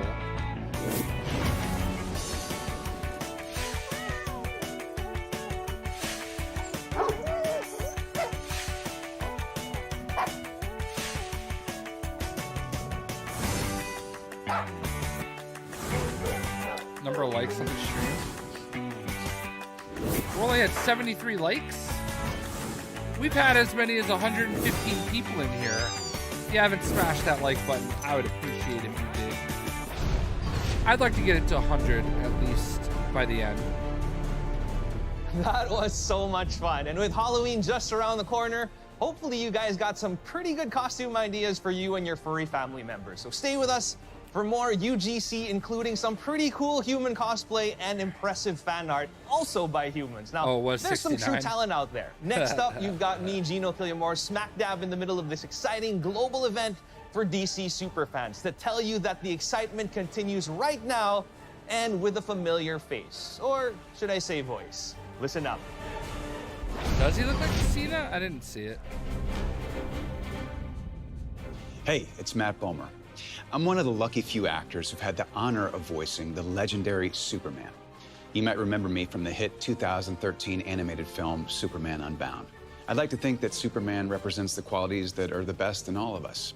Truth, honor, hope, family, whether it's the one you're born into or the one you find. Someone who's there to look out for us, and someone who sees all of us as equals. I also had the opportunity to voice the Flash in Justice Society World War II, which premiered earlier this year. And because the DC multiverse is vast and constantly expanding, I'm lucky enough to play the awesome and complex hero Negative Man on DC's Doom Patrol. Here's a sneak peek at what's coming up for the rest of this season. There are mysterious things in this world that bear keeping an eye on. And in my death, I must now place that burden upon your shoulders. Arrival imminent. Come on, Gay. How am I supposed to fix this alone? My tech is part of who I am. This show is so good. To do with who you are. I think there's something he needs to show me. I want to be a better person. What am I doing? She must be eliminated. We appear to be dead. Something very ugly is set to occur, and it needs to be stopped. Who is the Sisterhood of Dada? Insidious, cutthroat, terrorist. How does this crap keep happening to us? We're all the way through the looking glass now. There's no turning back. There's something weird going on with you. Something weird going on with you. Why am I here? They are coming for us. Is that Gorilla God? When one expels a parasite, there is really only one reasonable response. Give it a name? Oh, Jesus Christ. Yo, DC fans! That show is so good. My name is Michelle. I saw a Doom Patrol set up at New York Comic Con. I am thrilled to be a part of the DC universe. Things are going to get very exciting. They have not shown Gotham Knights yet, no. I think that's going to be a closer. Yes, I said 4. Celebrate with us by watching the first 3 seasons. I want it Hold on, let's see if I can find that picture. No. Things are about to heat up. Boo? Yeah.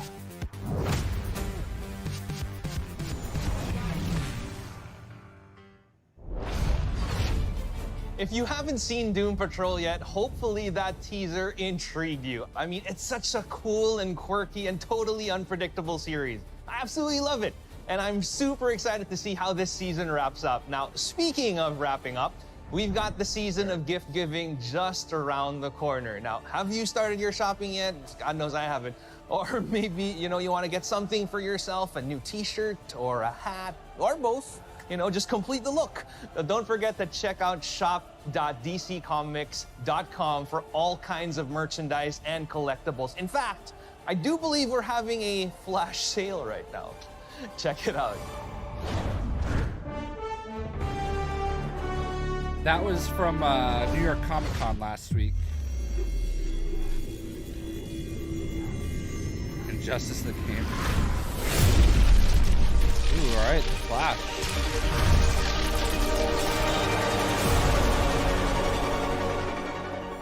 Greetings, What DC Fandom and are you Domers. wearing? Ezra Miller here, live from the set of The Flash. It looks like this. What We're is very he excited wearing? to show you the movie, and we can't yet because we're still making it. We wanted to show you a teaser, but we can't because we don't have enough material to make a teaser yet. We can't make a trailer, but we do have this small sneak peek that my maestro Andy and I have put together that we really hope you'll enjoy. And I will see you in theaters later next year, or more importantly, you will see me. I'll give him that. Oh. Tell me something. You can go anywhere you want, right? Any timeline, any universe.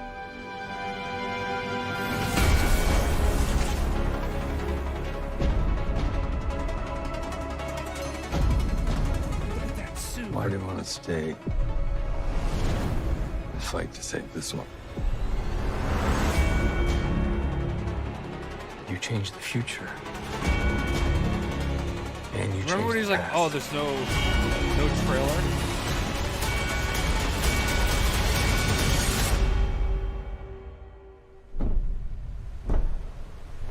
I think it is Michael Keaton. Are you in? Show him! Turn around!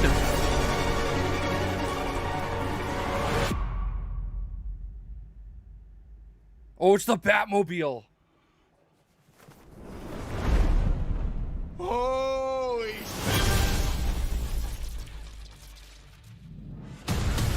I think it was Michael Keaton. Yo. Hey, DC Fandom. That was This is John amazing. Ridley, and I'm here to talk about the other history of the DC universe. What is the other history of the DC universe? For me, honestly, it's a couple of things. Part of it, as the title indicates, it really is about otherization. It's about people who have been traditionally on the margins in real life and storytelling, but have been there through history, the history of the DC universe. I saw that Batmobile in person. In many ways, been part of the fabric of the DC universe, but their stories haven't always fully been told, and not necessarily also been told by individuals who have a lived experience that mirrors those individuals. When I was growing up, like a lot of folks who read, part of being a fan is really filling in the spaces between the pages or between the issues. And what would have Diana, what would Bruce, what would Clark, what would they have done, in the quiet spaces? What would they have done between fighting crime? What would they have done between saving the universe? And there's just this natural thing, I think, for fans to want to continue that thought, to want to continue that storytelling.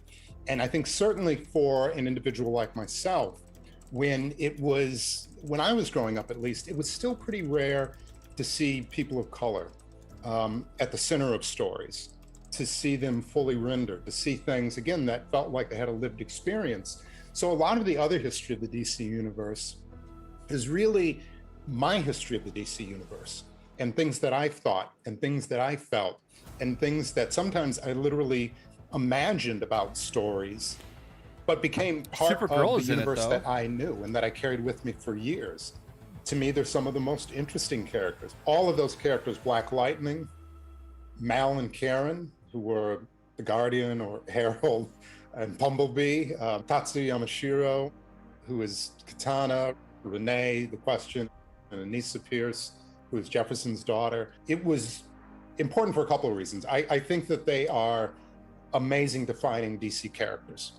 When you look back on the history of DC, almost every one of those characters has really transformed the landscape, transformed the narrative, and have been iconic. Mal and Karen, their journey is just two young people, a young couple of color who are in love and committed. I mean, when that came out in the late 1970s, early 1980s, even without trying, the message that was sent with those two characters, young, committed couple of color, was powerful. Renee, her journey from being a beat cop back in Batman the Animated Series to now being the commissioner in Gotham City is an extraordinary journey. Jefferson Pierce, the first Black character in the DC universe to have his own series that he fronted. Characters that I really cared about, stories that I remembered, characters that had, to me, great lineage. Those were characters that I wanted to take a deep dive into. That's cool.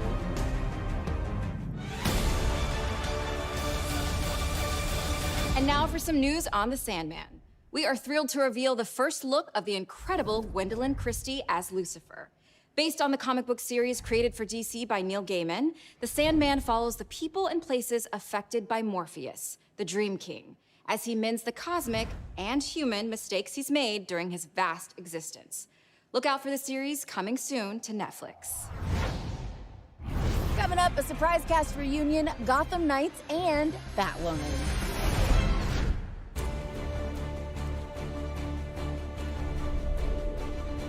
I'd like to take a moment to personally thank Warner Brothers Home Entertainment for bringing Injustice to the small screen.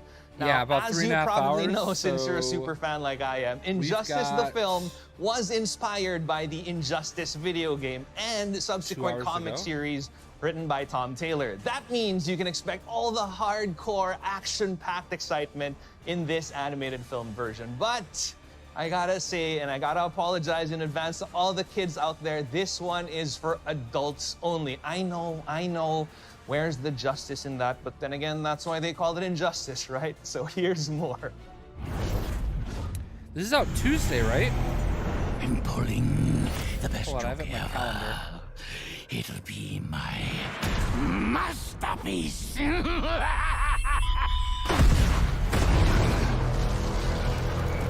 11 million dead.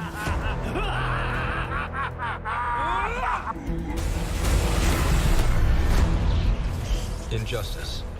DC's most powerful heroes and villains learn that the weight of the world can either inspire one to rise victorious or be crushed asunder. You'll throw away everything the Justice League stands for. Everything you stand for. Superman can make a perfect world.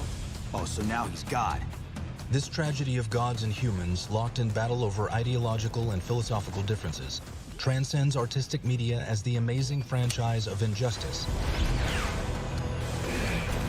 has gone from video game to comic book series to a new, pulse-pounding animated film. All hostilities will stop, or I will stop them. The laws of Superman will not be the laws of Atlantis. If we continue on this path, we go from policing to occupying to jailing, then becoming tyrants. Or justice is finally done. Injustice Gods Among Us, and Injustice 2, allowed for players to choose their champion and test their mettle against DC's greatest pantheon of heroes and villains. I know you won't step aside, but you are not going to stop us. You saw how prepared Father was. He has plans for all of us. You need allies. This visceral and exciting fighting game was the impetus for the Injustice saga to continue in a jaw-dropping comic book series, expanding the electrifying and at times terrifying battle between Superman's regime and Batman's insurgency. Any hero that doesn't pledge loyalty to the Justice League will be considered a fugitive. Now this universe can be experienced as a full-length animated feature film, as Injustice will bring to life the thrills, intrigue, and drama fans should expect from this Hallmark adventure. How many people? Husbands, Italy, wives, and people are children will you watching kill it for peace? illegitimately. Can we forgive Earth's Unfortunately. greatest I have adopted not. son for his crimes against humanity? I thought it was out like Wednesday, right? This is Injustice. A world where tragedy, loss, and the fight for the greater good will change everything.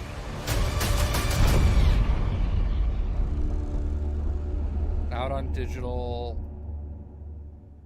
All right, we're Okay, going to so take it's out a on the deep 19th. dive into the world of Injustice. Joining me is NetherRealm Studios' Ed Boon, co-creator of the best-selling Injustice, Gods Among Us, and Injustice 2 video games, and creative consultant on the Injustice animated movie. And you'll recognize him from This Is Us and Smallville, the voice of Superman in Injustice, Justin Hartley. Guys, let's jump right in. Let's This do it. is so exciting that Injustice has now become an animated film. I got to ask you, Edwin, we were creating this franchise. I mean, the comic book, the animated film, it started with the video game, which is so cool. But was that ever the original design? I helped no, his as a matter of fact, daughter it's always been backwards. play The Lego video game Worlds industry at has E3. done so many games based on movies or comic books or TV shows.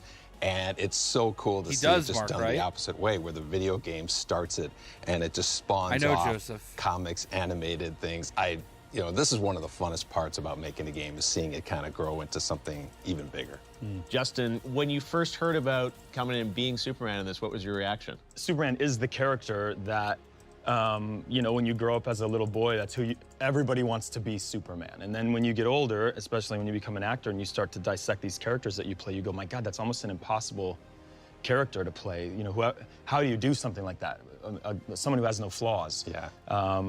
And what's interesting about that, which was what drew me to this character, because we find him in a place where he is flawed. That's what I love about Injustice, Ed, is that you put your own spin on DC and these legendary characters. I gotta ask, when you were first kind of conceiving of this property, I mean, what was the genesis of the idea? Our studio is NetherRealm. We're the the Mortal good call, Kombat Free team, Willy. right? We would use the term Justice evil 3 at the Game Superman, Awards. but it's a Yo, lot what's up, deeper FKF? than that. The story is Flavius. what would happen if Superman was the most powerful being in the universe, What's up, Trevon? was taken to the breaking point.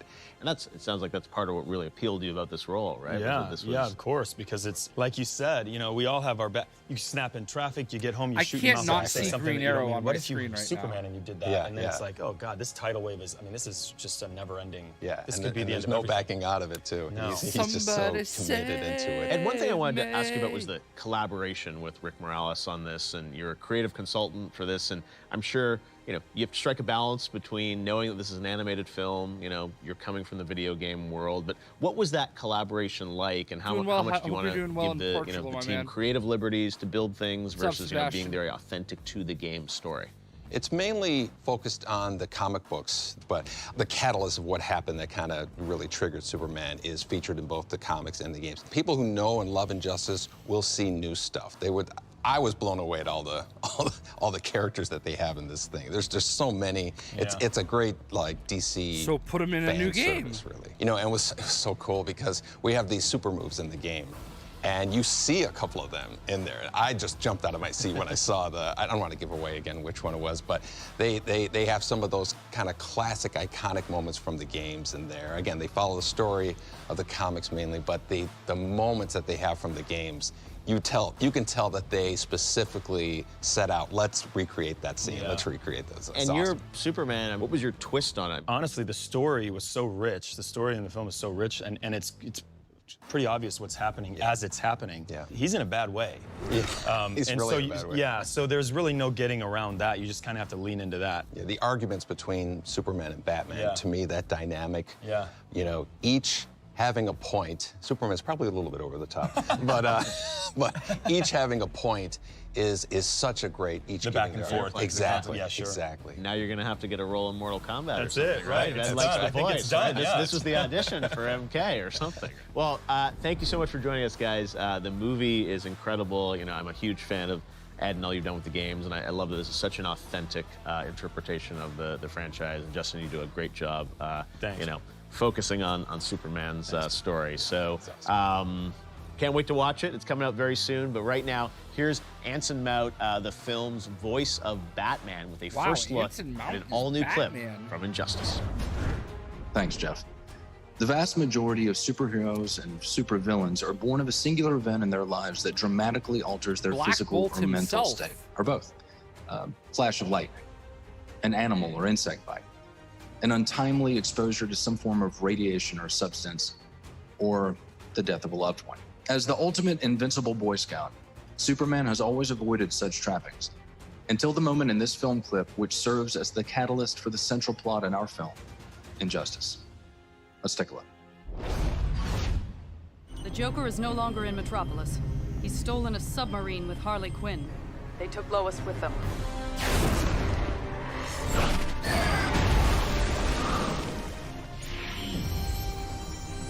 I see it. Batman, one of the warheads is missing.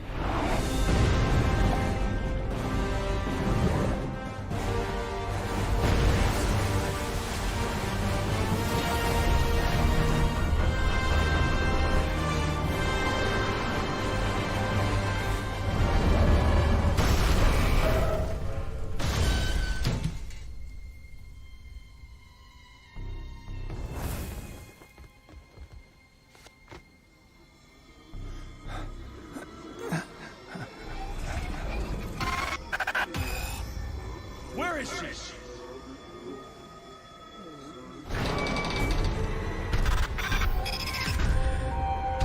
Doomsday. No, I will not let you hurt anyone.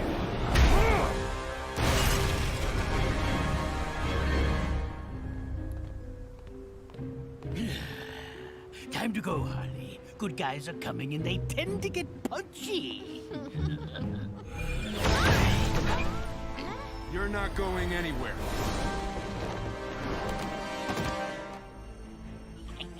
Scarecrow's fear toxin, mixed with kryptonite particles.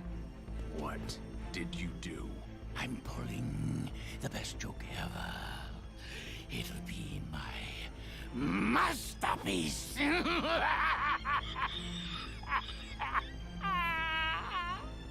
Superman, stop. Whatever you're seeing, it's not real.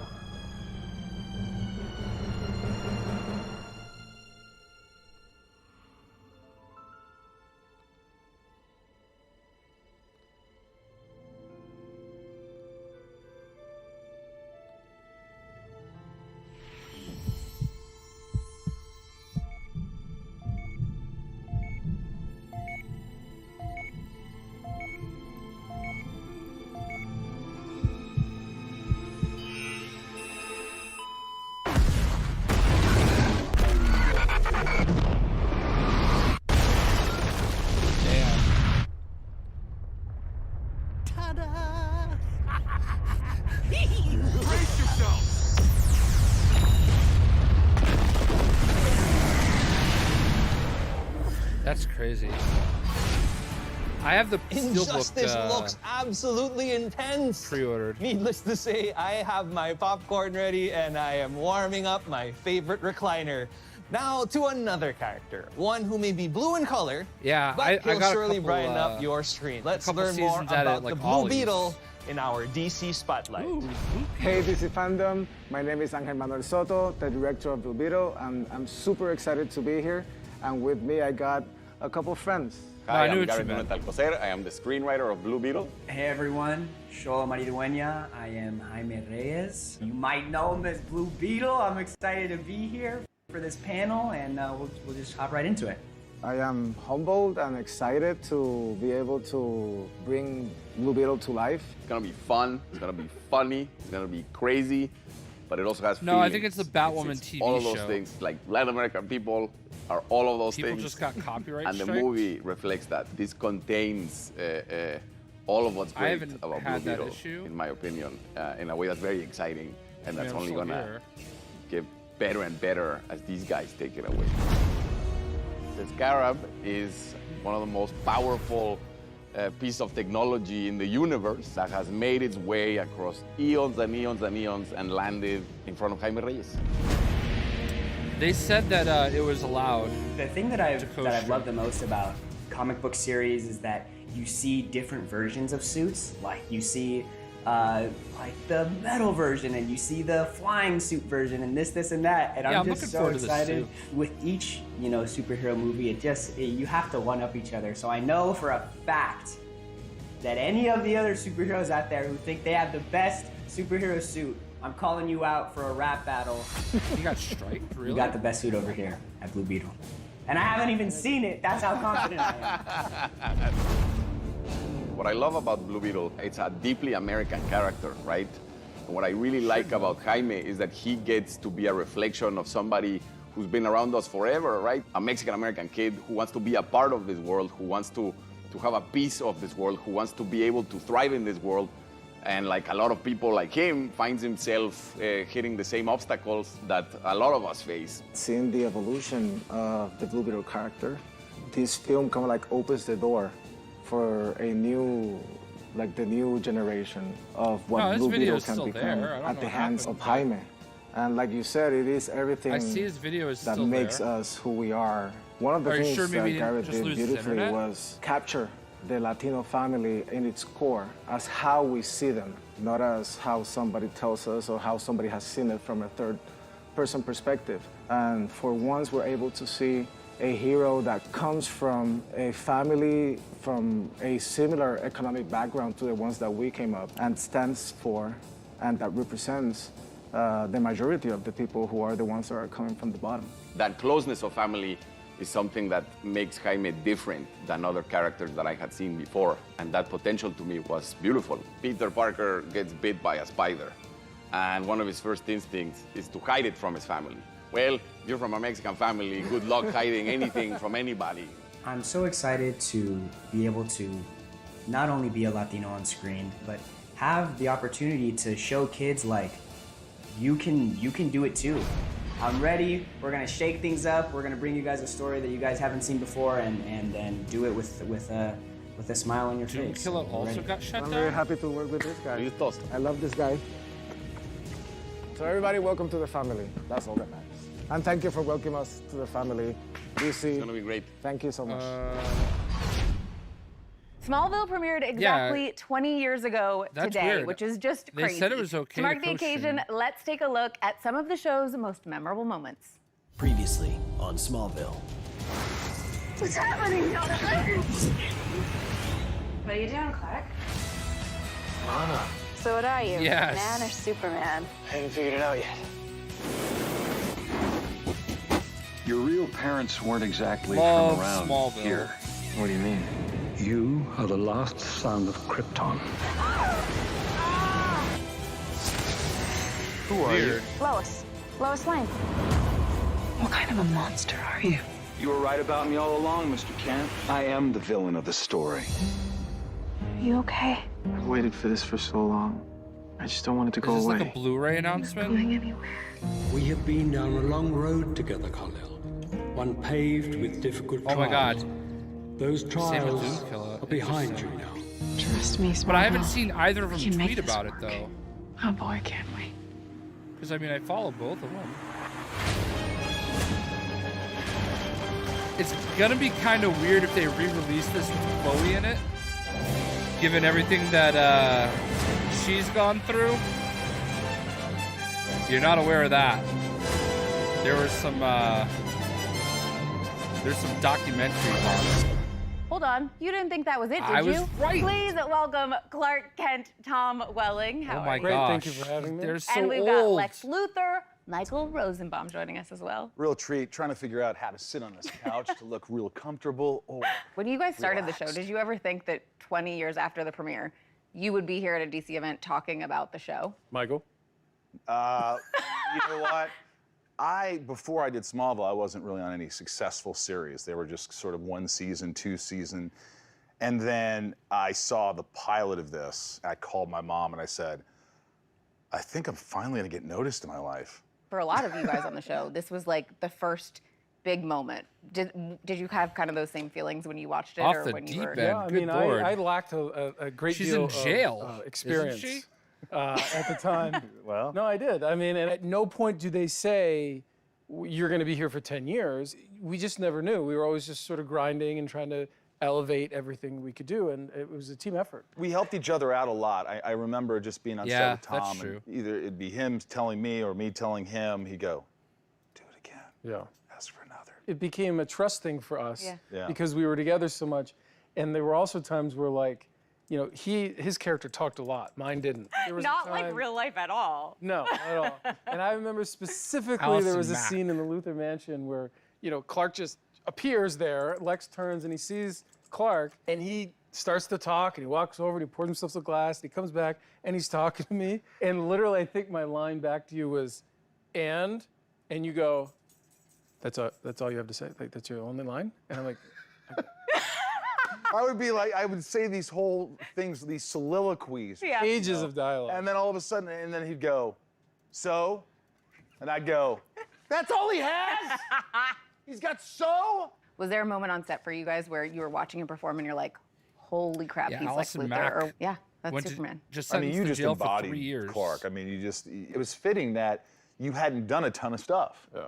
It just was the perfect timing, the perfect storm. He just had that vulnerability, that innate vulnerability and that kindness and charm. Lex obviously was ahead of the game, but saw the potential in Clark and saw that Clark didn't know what he was doing. You know what I mean? Like that all sort of worked out. And one thing to remember, it was never about being Superman. It was about not knowing what your future is. Yeah. And a big thing for Lex was, you know, making your future what you want it to be. Yeah. You know, so it was a good dynamic. But her question really was, were you in awe of me when you watched my performance? No, not that I recall. Over the years, there have been so many special guests on Smallville. Here are some who wanted to say hello. Happy 20th anniversary, Smallville. Happy 20th anniversary, Smallville. Happy 20th anniversary, Smallville. Hot dog, I can't believe it's been 20 years. One of my favorite memories working on Smallville was being directed by Tom Welling. Whenever someone asks me who was my favorite director I've ever worked with, I just say Superman, obviously. They let me do so many of the stunts, like running beside him on the train and things like that. I got to do everything playing Lionel Luthor, and I had a ball doing it. Smallville resonated with people because it was the perfect balance of heart and drama and extremely high stakes stuff that we associate with superhero stories now. I mean, you see people who've been touched by this show, and it helps me appreciate it. And seeing, of course, our boy Glover up there. Lionel Luthor. I wish he was right here. I know, we love being around him. If you could change anything about the show, is there a moment that you would go back and be like, I mean, I always thought that we should have seen a Bruce Wayne. Like, can you imagine Clark barging in to your mansion and like you're talking to somebody and you're like, I'd like you to meet Mr. Wayne. And it'd just be like this cool thing. Nobody knows who anybody is. Awesome. That would have been great. By the way, you know, it's kind of cool to think that, you know, the rest of these series like Arrow and Flash and all these things, it was kind of like it started with Smallville. Well, I think you and I have discussed this, that it was, again, a perfect storm in that technology had literally just gotten to the point where the visual effects, the super speed and those visual, they just didn't do that before Smallville. And that's you know. They couldn't. It did set a version of a standard. Smallville is still kind of contemporary, still kind of looks cool. Smallville We're in Blu-ray, Kansas, the there's complete pine trees series, everywhere, but $160. I didn't even notice that. Now I don't know how I feel about By the that. way, what the hell was with Lex Luthor's security? He would walk in. Yeah, I just saw He would that. just show up and I go, Clark. Now my reaction really wanted to be, hey, did you knock? That's true. Hey, where's my security here? serious question, with the finale, what was that like for you guys getting to be like, okay, some people that we haven't seen for a little bit are gonna get to come back, we're all gonna reconnect here on the show? A lot of people think I quit the show, and I didn't quit. My contract was for 6 years, and I ended up doing 7 years. When the finale came, the series finale, I called the writers a week before, like a week and a half before, and said, I wanted to be with everybody at the end. Yeah. And so I showed up after not having seen Tom for like 3 years, and it was a bit emotional. Very emotional for him. Yes, and the first take, remember the first take, big crane shot? Oh, yeah. Clark comes in and the mansion's destroyed, and there's this big crane shot, big swooping crane shot, and it comes in and goes past Clark. Lex comes in, here's Michael. Camera comes in real close, and he goes, what's my line? What's the line? What's the line again? Oh. I was like, welcome back. Welcome back. We are almost out of time, but before we go, let's hear some messages from some more familiar faces. It's not every day that a series can celebrate like this, and I'm honored to have been part of this iconic story. Happy 20 years, Smallville. Happy 20th anniversary, Smallville. Happy 20th anniversary, Smallville. Sam 20th? No. It was my first real big job. It also was welcoming me into an entire universe, a world that was so rich and so loved already. It was really a privilege. I remember arriving on set and seeing Tom, and it struck me immediately. I'm like, my God, it's Clark Kent. We tackled some pretty serious subject matter, and then you would sort of, when they called cut, everyone's laughing and joking, and Oliver and Lex are laughing on the floor, you know, cracking each other up. It was a really, really great set. I am so thrilled that I got to be a part of such an iconic series, and I just wanted to celebrate with you guys. So happy 20th, Smallville. Cast and crew, thank you for having me be a part of your journey, and I'm sending everyone so much love. Awesome. Cassie Freeman, I remember she called me. She's probably got to be a little nervous going on to this show that's been on for years, and I just talked about how great everybody was and how comfortable she'll be. Such a mild-mannered person, but Yeah. when the camera rolled, she was a force. Yeah. There was a scene where she had to like turn on that Luther blood, in a sense, and I was like, "Oh, this girl's gonna." What do be you mean all right." acting like they did she's anything? got It was fun- a it was fun killing her monumental in show. season 10. There was nothing Now, like someone it that I know we're on missing is TV at Lana the Lang, time. Kristen Crook. She wanted to be here with us, but she couldn't today, so she sent a very special message. Aww. Happy 20th anniversary, Smallville. I haven't worked on this show for 12 years now. And you both and everyone were a huge part of my early adult years. When it came out, you know, it was right after 9/11. It was a time when people were looking for heroes. On another level, it was a story and is a story, and I think this is why it lasts. It's a story about growing up. It's a story about how you feel alienated, how you feel other, and that is a universal experience for us. And Clark Kent was that, seeing him grapple with these things that would become his strengths, give all of us the aspirational hope that those things that are weird and we can't control and seem like they make us different from everyone else are actually the things that are special about us. And I think that will resonate always. Congratulations on the 20th anniversary of Smallville. That brings us to the end of our celebration. I want to thank you all for being here, watching us, and taking this trip with us down memory lane. And thank you guys so Allison much Mack for being wanted here to be and chatting. here, but she is currently incarcerated. Yeah, I agree with you, The greatest Electro. thing about a news flash is that it can happen when you least expect it. Like now. Continuing from May's Festival of Heroes anthology comic, DC's Monkey Prince will return in February 2022 and a new 12-issue comic book series from writer Jean Lun Yang and artist Bernard Chang. Based on the 16th century Chinese novel Journey to the West, DC's newest shape-shifting superhero, the Monkey Prince, aka Marcus Sun, will return to headline his own series. For fans that can't wait for February 2022, to read more about DC's Monkey Prince, a new short story just posted to DCUniverse.com. In this new tale available now, you'll see the classic Journey to the West characters defending the heavenly realm against Darkseid and his parademons.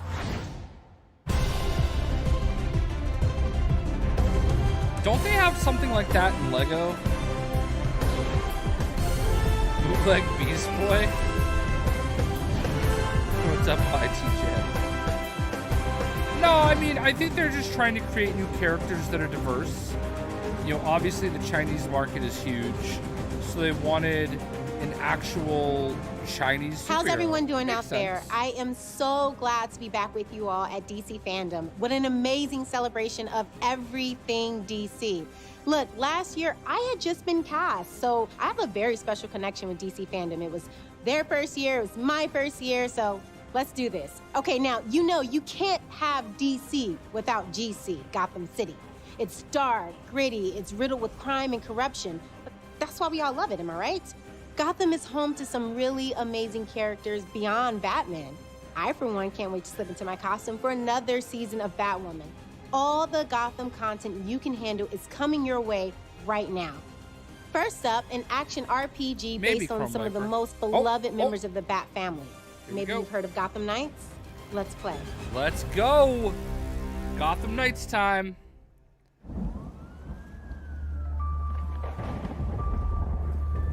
Batman, Jim Gordon, they thought they had a handle on this city. They never did. You don't stand a chance. Is that Talon talking? Because they're always watching, always listening, pulling everybody's strings. Mine, yours. Yo, Talon reveal. But no one talks about them. Not a whispered word is said. The Court of Owls is a myth. They're listening.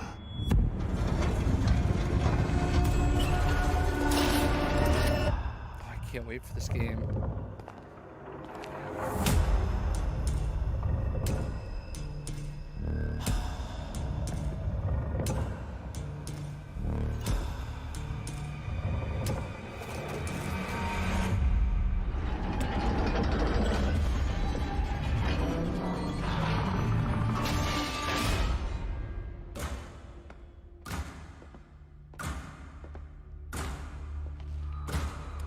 Wow, Red Hood looks so good.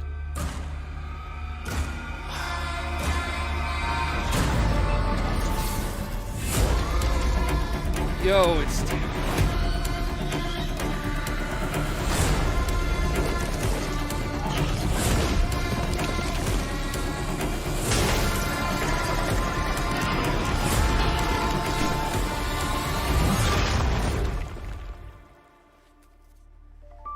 If you really want to go down this rabbit hole, you need to know there's no coming back from it.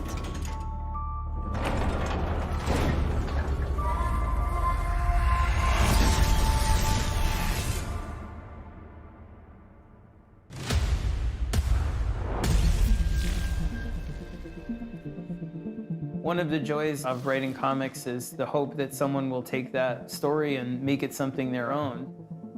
And I think the folks at Warner Brothers have done a tremendous job translating and evolving the Court of Owls into the game. The fans, they cosplay as these characters, they're hungry for more. And so here you are getting to play out that conflict in a game itself.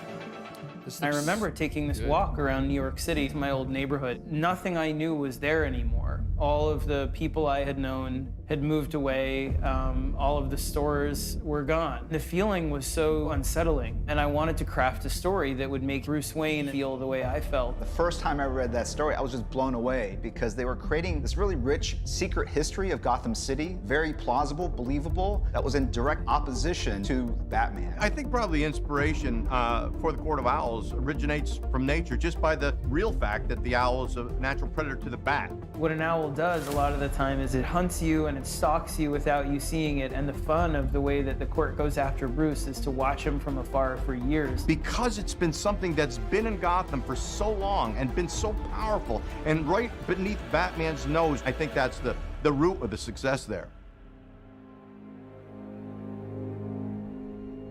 One of the biggest challenges with bringing the Court of Owls from comic books to video games is really the interactive nature of what video games are. How do you take that history, how do you take this cool imagery and bring it to life in a game that's very satisfying? We could look at the source material, we could talk to the creators, and we could ask their opinions about that. We could say, which of these elements do you think we can translate? When I went out there to see what they were doing with the game, I was blown away. I mean, it took what we had done with Court of Owls, but it just elevated it beyond a lot of the borders that we had had. You can't really rely on what you think you know about the court. We have expanded, we have added to it.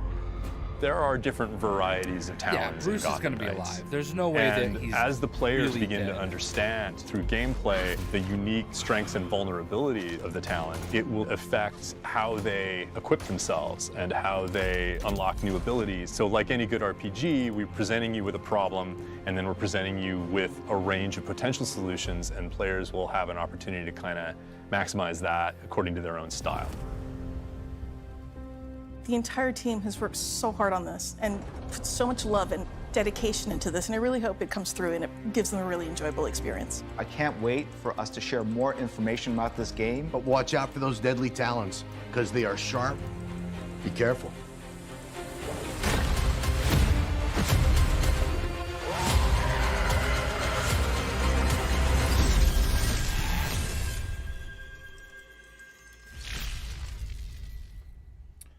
2022. The Court of Owls They're gonna looks have to truly space it out, sinister. though, right? I can't wait to know more about those mysterious masked supervillains and their It deadly would have been creatures. nice to get a release date, Forget but, Girls' you know, Night Out. I'll be is doing whatever. Gotham Knights in. As soon as I get my hands on that game, so excited. I gotta tell you, being in the Hall City of of Heroes Heroes is a and Comic huge honor. Look at this place. This is incredible. I hope you guys are enjoying the show so far. DC is throwing a lot of really amazing content our way, and they're not stopping anytime soon. More news flashes, more announcements, and more exclusive footage is on the way. But first, a heartfelt thank you for supporting Batwoman. I've read your letters, I've seen your fan art, and I spend probably too much time on social media looking at your comments and feeling the love you have for this character. I never played City of Heroes. What about my character? That makes sense, Willie. Hey. Don't I get See, any I love, thought that, you know, behind every that Gotham superhero Knights would is be a like supervillain. Well, you know April Alice May-ish, is a fan favorite. and Look, everybody, please say Gotham hello Knights to would Rachel be Scarsden, who plays Alice like on the November. show. Hello, That's what DC my World. guess I am was. so excited to return to my evil ways on the show, and most of all, to get I to mean, I work would like with to see Buffy gameplay too, but like you have to understand Season they're 2 trying to set up fit many in new mysteries, a bunch of characters, a DC new hero, which things we'll take a special look at in just in a few minutes. a small and amount we're of gonna time. get into all of it this So season. I don't think this By is the the way, right place I for will a not gameplay be the only thing, villain you on know? the show this season. Like, did you see the premiere? this is Mad not Hatter, for gaming. Poison Ivy, It's and for a whole wide slew of baddies range joining in the of fun. DC Makes fans. sense if you it know takes what I some mean? of Gotham's most So, notorious villains showing and it a at little its push from best Renee Montoya to get is the Batwoman best way and to Alice do to it. team up and, And work then together they're gonna this do season. something separate for like a TV, By the order of like the mayor's a made for office, in exchange gaming for your event cooperation to in these actually show the cases, you reveal will be remanded of into more gameplay. supervised But I thought we had custody. seen You're gameplay tying my before fate last to a year. psychopath? Well, more like handcuffing it, but yes. Any questions? Yes. Does this kind of wreck my ensemble? I mean, I get the whole bat motif, but this is a 44-story building. Shortly, there's a more comfortable workspace available. Good luck with that. I'm just gonna hang out here.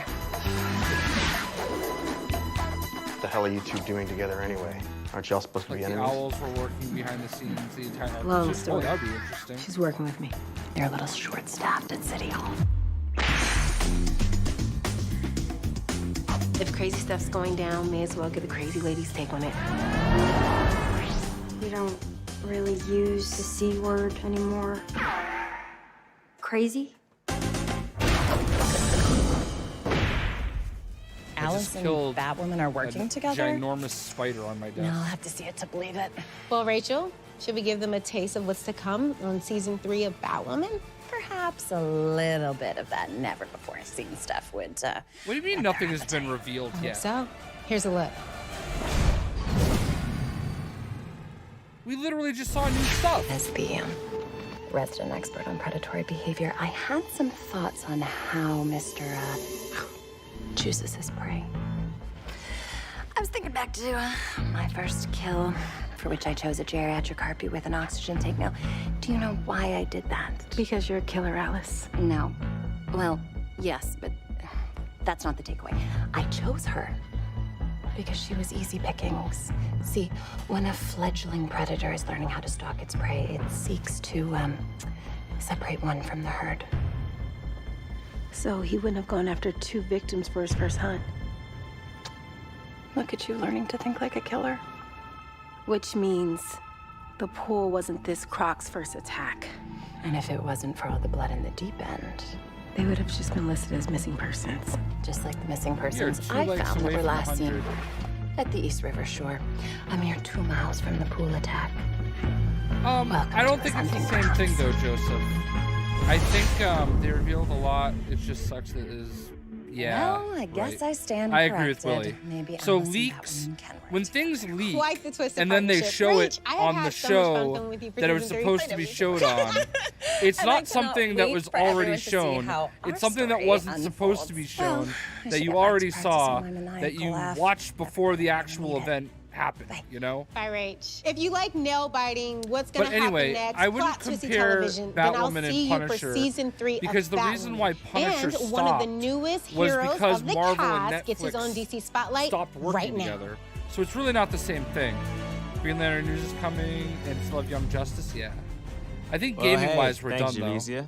What's up, guys? It is very good to finally be back with y'all virtually for this year's DC Fandom. It's Cameron Johnson here. I play Luke Fox on Batwoman. So at the end of season 2, I finally became Batwing, DC's flying armored superhero. And playing Batwing has been a ton of fun so far. I mean, like, tell me you saw that dope scene in the season 3 premiere when me and Javicia teamed up and took down the Mad Hatter. If you haven't yet, it's my bad. But if you did, I mean, like, that's pretty dope, right? Come on. So let's take a look at the origins of this character and how we brought him to life on TV for the very first time. Batwing made his first appearance in 2011 in the DC comic book series Batman Incorporated. So before Luke Fox, David Zavimbe, known as the Batman of Africa, was introduced in the 5th issue. By the time David retired, Luke had proven his value to Batman. Just FYI, no sidekick actually likes being referred to as a sidekick. Copy that. My number 2 dude? Nope, not that dude. Luke may not have superpowers, but he was a skilled fighter, having trained in mixed martial arts and cage fighting. So as the son of Lucius Fox, Luke had the same brilliant engineering mind as his father. Batwoman's not very... But I'm not watching very anything on impressive TV, stunts, like to be honest flying with you. tremendous speeds with a special mechanical glider cape. Now, there are a few differences between the Batwing of the comics and the one I portray on television.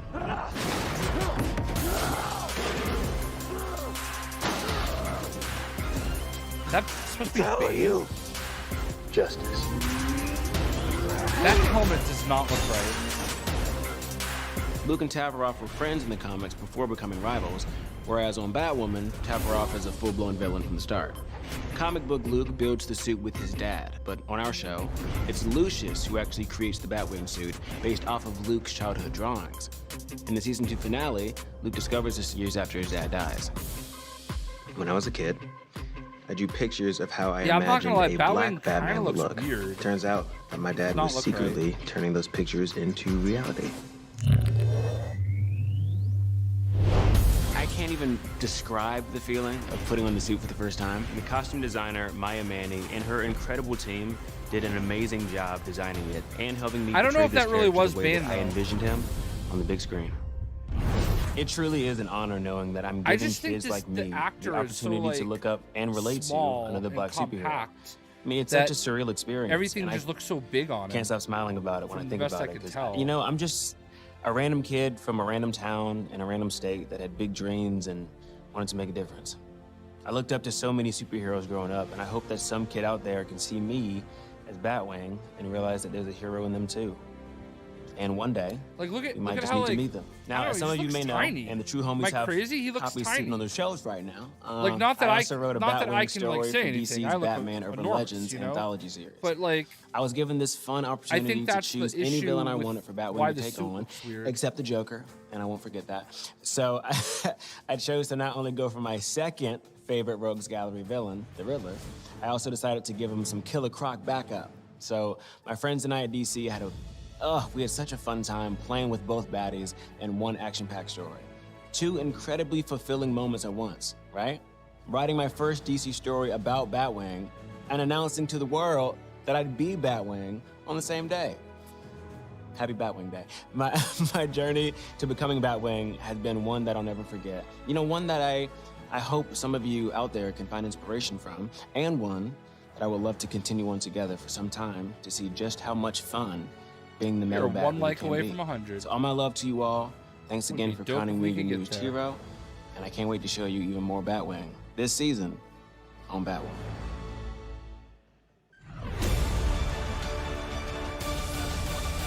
Welcome back, DC fans. We are excited to share that the winner of the Round Robin fan bracket, Robins, is available now on DC Universe Infinite. Over 1 million fans voted in the massive winner-take-all bracket, greenlighting Robins from writer Tim Seeley and Baldemar Rivas. As all the Robins come together to talk about how being a Robin has affected their lives, they are violently interrupted by someone who thank claims you. We're 106. she was the first Appreciate Robin. ya.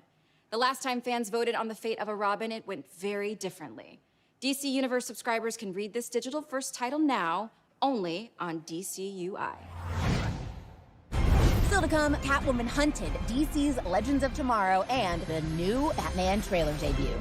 Hello again to all our fellow super fans from all around the globe. Once again, Américo Borgo. And I Is am Catwoman Alina Diniz. Hunted? Is So that far, like today's a journey through the DC animated multiverse thing? has been amazing. We saw Dwayne Johnson as Black Adam and Jason Momoa returning as Aquaman. The DC multiverse means we also doubled down on The Flash, took a trip to Metropolis and Gotham City, and got the exclusive intel on the latest video games. But there's also Jason Momoa. You already mentioned him. No, but once is never enough, eh? Oh, God. Well, anyway, guys, there's still so much ahead, including the Batman. I cannot wait for that. But right now, it's all about Gotham's truly fiendish feline, Catwoman. Catwoman is clawing her way into a new animated film. For more on this exciting project, please welcome the actress who voices the title role, Elizabeth Gillies.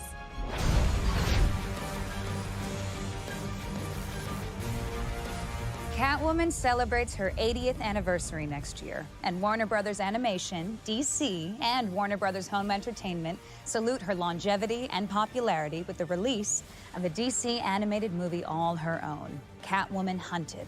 The felonious feline is voiced by moi, and, as you'll see in the trailer, Catwoman sets her sights on stealing the world's most valuable jewel, and as a result, everyone is hot on her tail. Get ready for the world premiere of the Catwoman Hunted trailer. I assume you're ready for action? This kitten's always ready for action. Darling, you're even more gorgeous in person. Multiple countries have warrants out for your arrest. I'm popular. This little kitten sauntered into the lair of the wrong big cat. Stop her! I thought this was supposed to be a Black party. Adam had a teaser. It was like My kind of 20 party. seconds. Minerva is built her Leviathan crime syndicate. It's now richer than many countries. You help us bust Leviathan, your warrants disappear. It's kind of anime, isn't it? Like kind of little anime. I did not sign up for this. Did you sign up for this? Oh, it's Batwoman. You really have to think about that? Prepare to get your ass kicked. Don't make me fight dirty. This looks cool.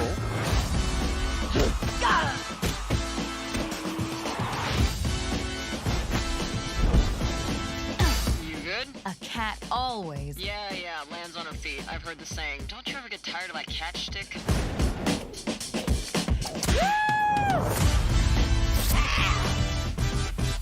Darling, I love your costume. Hold on to that one, love, or I might just steal him away.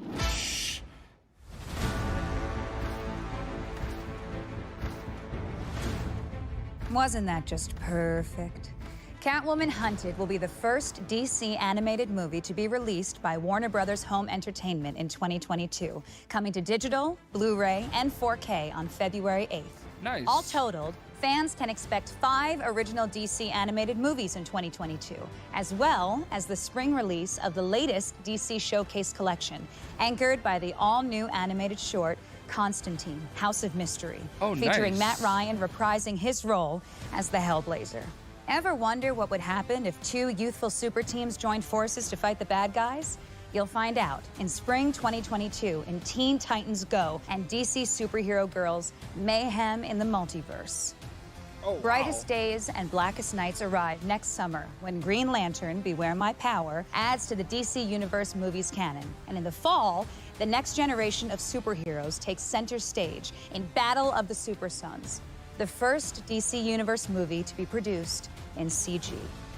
Rounding out the year, the world's greatest detective will look to unmask the holiday killer when Batman, the Long Halloween Deluxe Edition, comes to stunning 4K Ultra HD. Nice. Aline, we're so spoiled with all Imagine of if these they never amazing canceled Huntress, DC right? projects coming our way. Now let's talk about the DC show that's about to hit the 100 episode mark. That's right. DC's Legends 100 of episodes, Tomorrow that's crazy. is going to achieve that impressive milestone in season 7. And right now, we're gonna celebrate by looking at 100 episodes in 100 seconds. Are you ready? Go. I see you've all decided to come. We can be on our way. Shall we? In the future, my friends may not be heroes. But if we succeed, they will be remembered as legends. I made you a certain promise. Jax, we gotta go.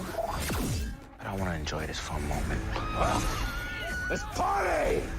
The three of us are going to change our past and our future and the world as you know it. And that's just the beginning. Yo, is that Stephen Amell as Green Arrow moment. in a new episode? Or is that just like a flashback? Don't worry. The rest of the legends are here. We're busting everybody out. There's land ahead. All hands on deck.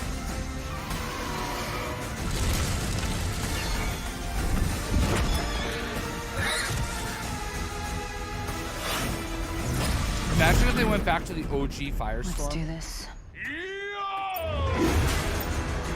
Just a flashback guy. Do that. Wait! As I was saying, legends.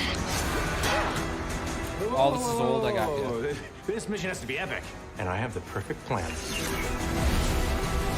Sarah, no! What's that? Can we kill them now?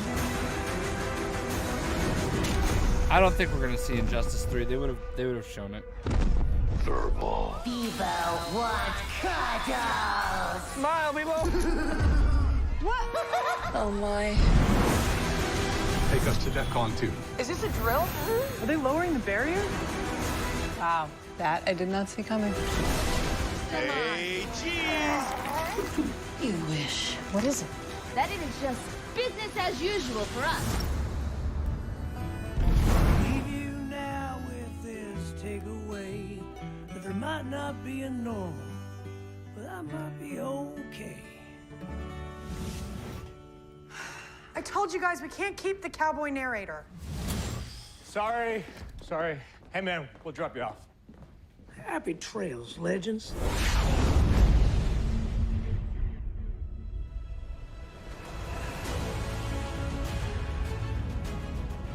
It's true that every generation has their favorite Batmobile. And mine personally is the Dark Knight Trilogy Batmobile from the TDK Trilogy. But for the next generation of DC fans, Warner Brothers Animation has been revving up production on their preschool series about some of the coolest DC vehicles. Of course, led by the one and only Batmobile. But that's not all. Your favorite heroes, iconic villains, and all the citizens of Gotham City are taking on vehicle form in DC's Batwheels. And you don't have to be a preschooler to love this show. You just have to be a kid at heart. This is really fun for the whole family, so let's check out this very early preview.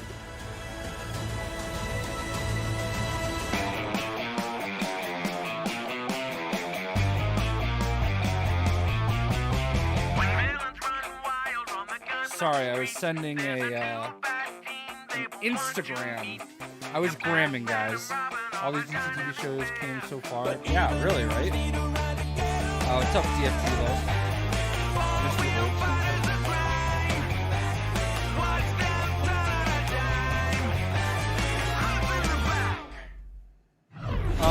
Hawkeye's not out yet, is it? No, it's not out yet. Big news coming It's from out the in world November, of I think. audio. Our friends at Spotify have completed casting for the upcoming audio series, Batman Unburied. But you don't want to hear the news from us. We'll let Barbara Gordon tell you.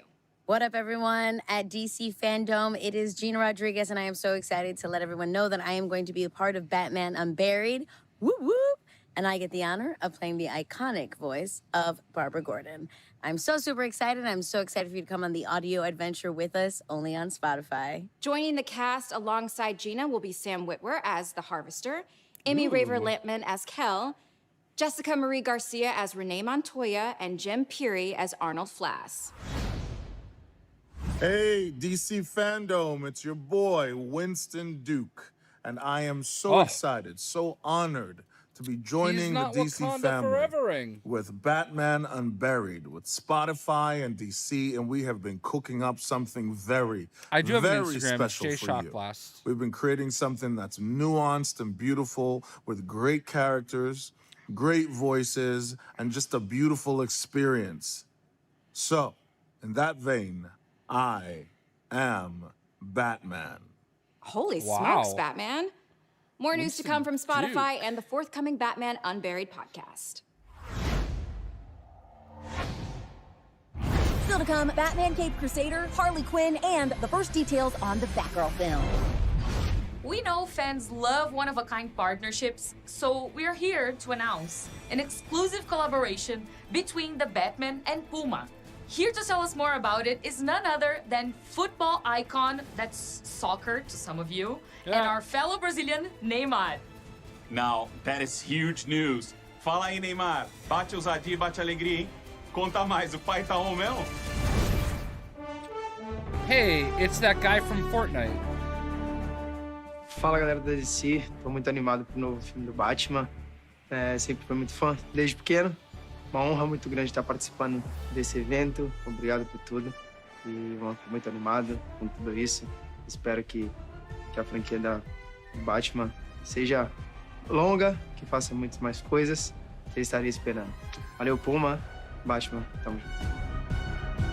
I think Winston Duke would voice Come on, Batman be honest. well. Fans would buy anything having to do with Who DC, is that? It's especially the guy if from Neymar is Fortnite. involved. Yeah, you're not wrong. But now I want to talk about one of my favorite Gotham City gals, Barbara Gordon, also known as Batgirl.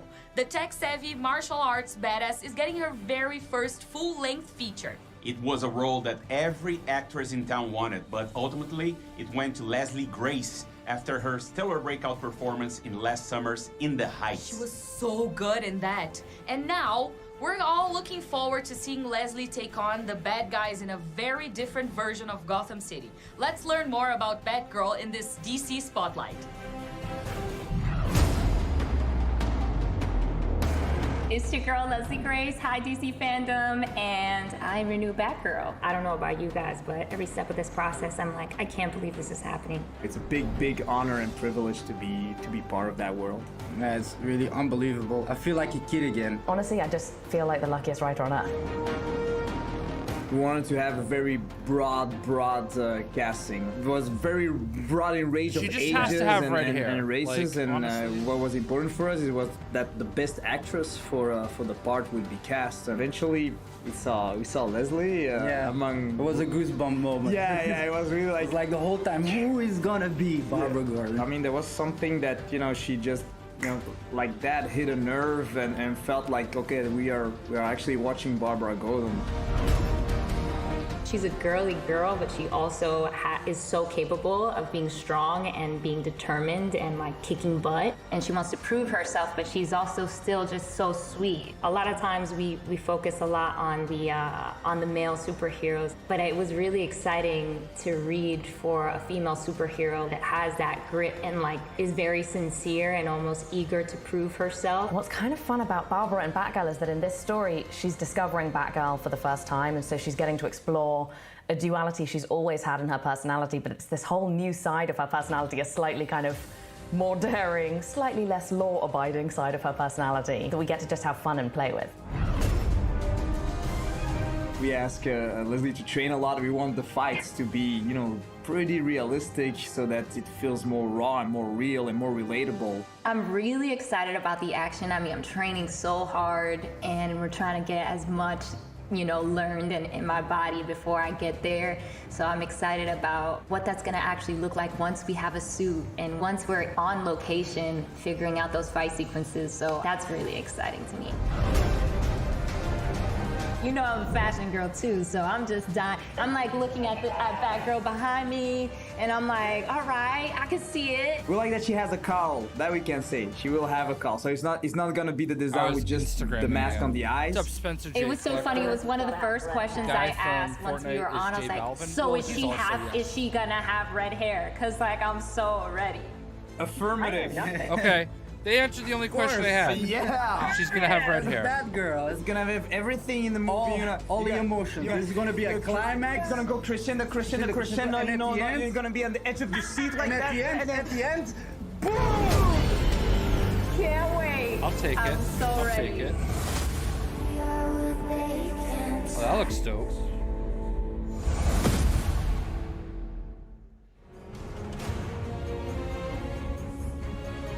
While the Batgirl film is just about to begin production, we don't have to wait much longer to see how Titans is going to wrap up its season 3. Standing by right now, we've got one of the cast from TV's Titans with some exciting news and an exclusive look into the near future. Hey guys, Brenton Thwaites here. I play Dick Grayson and Nightwing in Titans on HBO Max. We're very happy that you guys have been enjoying season 3. We loved making it, and it's good to know that it's That does landing not on look audiences, anything like him. especially the Or hardcore true sound like Nightwing him. fans, Who told, like- Titans fans. Why is everybody with we're the excited American to be here accent at the in DC shows Fandom. not from We're going to America? debut an exclusive clip from season 3 for you to see. And we really hope that finale Yeah, I agree. Their packs the enthusiasm was punch great. and kind of lands for you guys. But first, we're going to announce something. First, breaking news. We're going to announce something. Breaking news. Yeah, honey, go. We practiced this. What are we going to announce? Season 3! Season 4, we're going to announce. We're announcing season 4. Titans is going to go again. And we are very excited to go back to Canada and continue making this wonderful show. It's been a wild ride. I love making it. Toronto's a wonderful place to work, and this is such great, versatile, Titans diverse is weird content for to me. be able to Like, work on as an actor. I like it, but it's such a it is weird all thanks to you guys take. for watching it and enjoying it and demanding that they make another show, another season. Anyway, The we're kid out. that plays Thank you. Red Hood See is ya. at Rhode Island Comic Con in a couple weeks, which I just got approved for as a content creator. I'm so excited. Dick, I'm here. What do I do? Hey, connect piece the of router to the Wayne Manor mainframe. Slide the security panel cover straight up. Season 3. Should come right off. Who's Ranger? Should've told me about Jason. Who's that? Would you have gone He inside if I looks had? so different, right? Still should have told me. Okay. Got it. Okay, hold on. You're not done yet.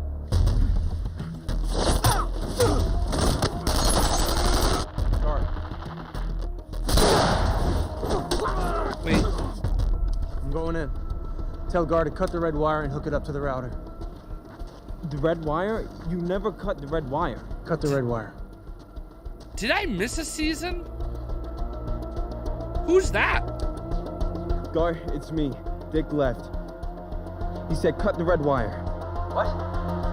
No, you never cut the red wire. I know, but that's what he said.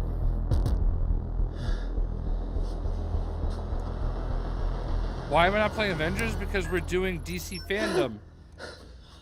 I play lots of stuff other than Avengers, and today... What's happening? We are enjoying DC Fandom. Oh, shit. What? There's a security question. That's Tim Drake? What's the name of the one who got away? I must have missed the season. Riddler. Oh. Tim? Are they Got one more are they try at this or cool I'm with locked Red out. Hood again? Try Selena Kyle. Oh, Selena Kyle. Trust me. S-E-L-I-N-A. All right, I must not have watched season 3. I'm way behind. Welcome. Who's Selena Kyle? It is now our privilege to introduce two larger-than-life characters.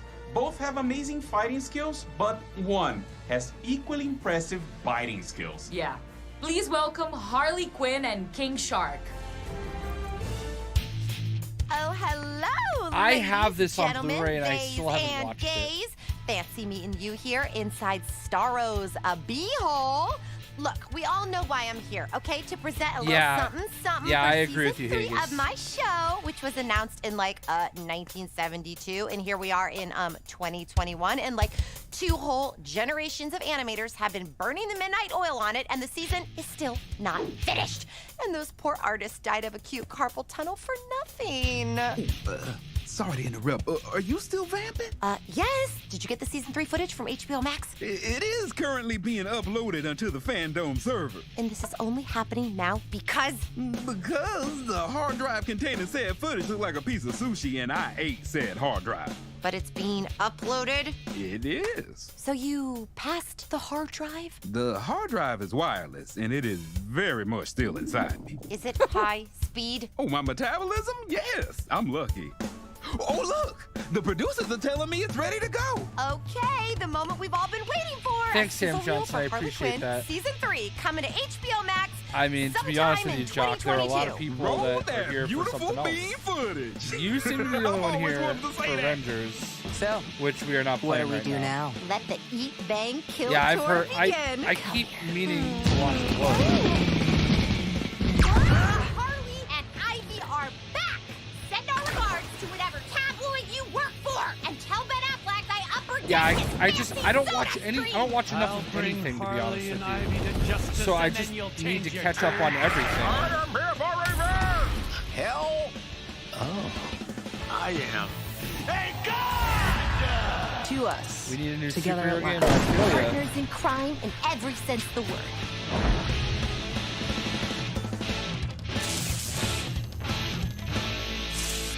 There are so many surprise twists and turns, and I say that as someone who's already lived it. I will admit that looks pretty great. Gonna be better, after the crayon guy, colors it in. It's and funny the sound how effects guy Harley does Quinn the right pew here stuff, and the is, music guy does the Kaylee bang thing with the guitars. from Oh, Big Bang Theory. God, animation What's up, takes Chester? forever. You're telling me?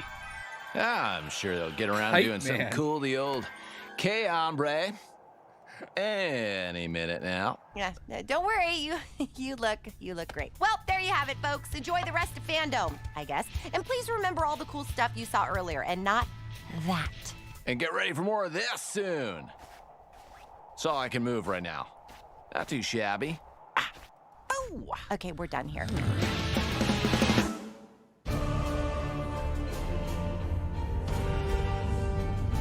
Hola a todos mis compañeros fanáticos del cómic de DC. It's me, Gabby Camp, huge super fan of all things DC.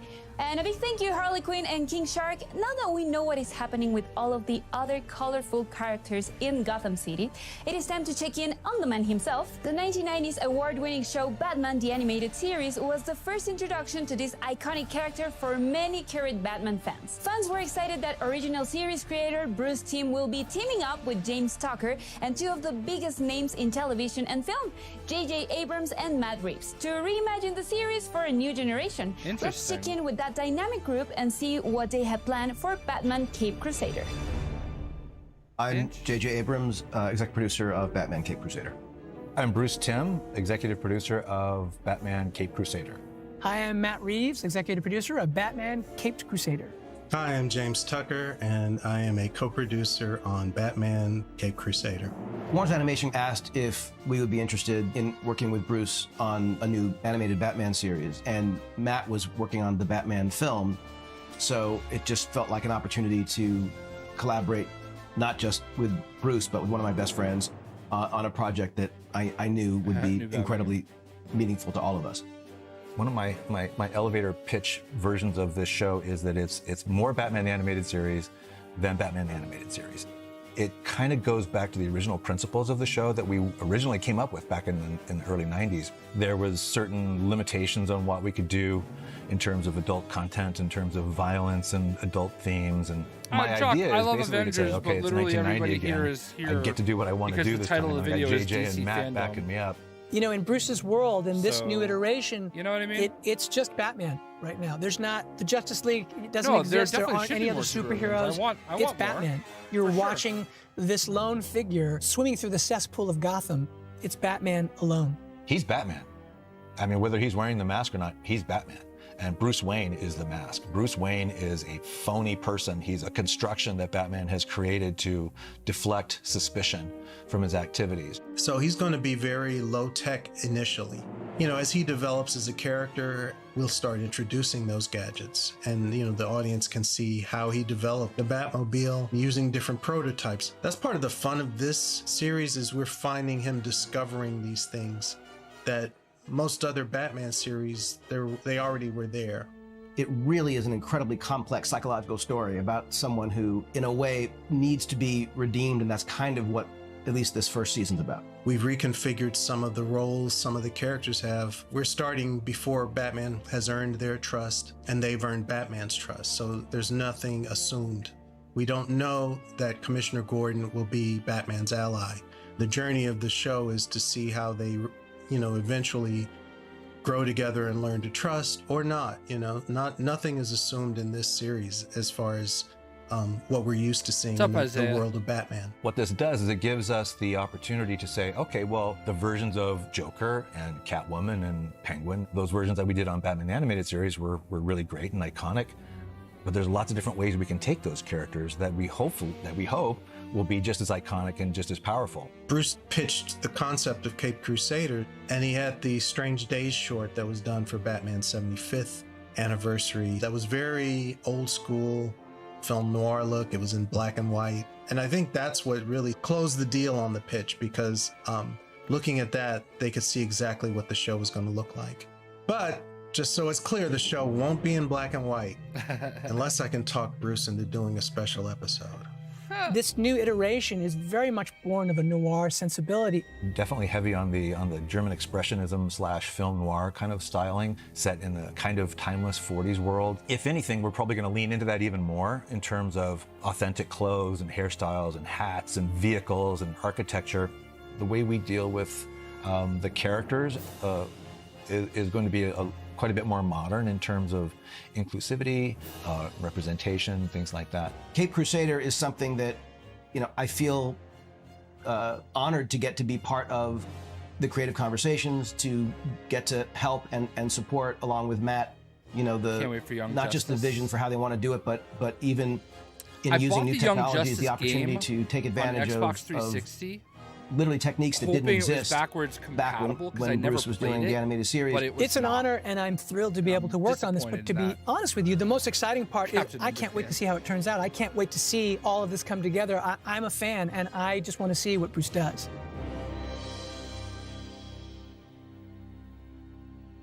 That looks cool.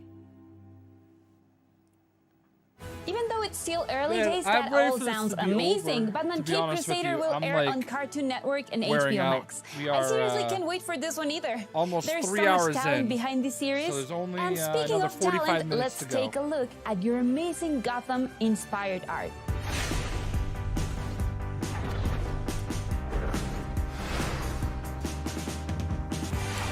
I'm not quitting Avengers. I'm just not playing it right now. That's cool. I haven't played DC Online in so long. Dump's representation. Did I miss the other part of that, Spencer? Anyway. I don't think this sucked. I enjoyed it quite thoroughly. It's just long, you know what I mean? Like, it's a long time to sit in one place. No, I'm tired because I've been sitting here for 3 hours. That's Wow, I just love seeing your creations. Don't forget, Jim Lee will be announcing the winner at the end of the show. So stay tuned to see if you've been chosen. Do you like pizza? Have you ever wanted to be like the Batman? Then you will want to get your TikTok on with those pizza fanatics at Little Caesars, who are partnering with the Batman film in theaters in 2022. To get in on the fun, record how you would navigate your everyday life if you were the Batman. Then tag your video with hashtag #BeLikeTheBatman on TikTok. To learn more, check out at Little Caesars Pizza on TikTok.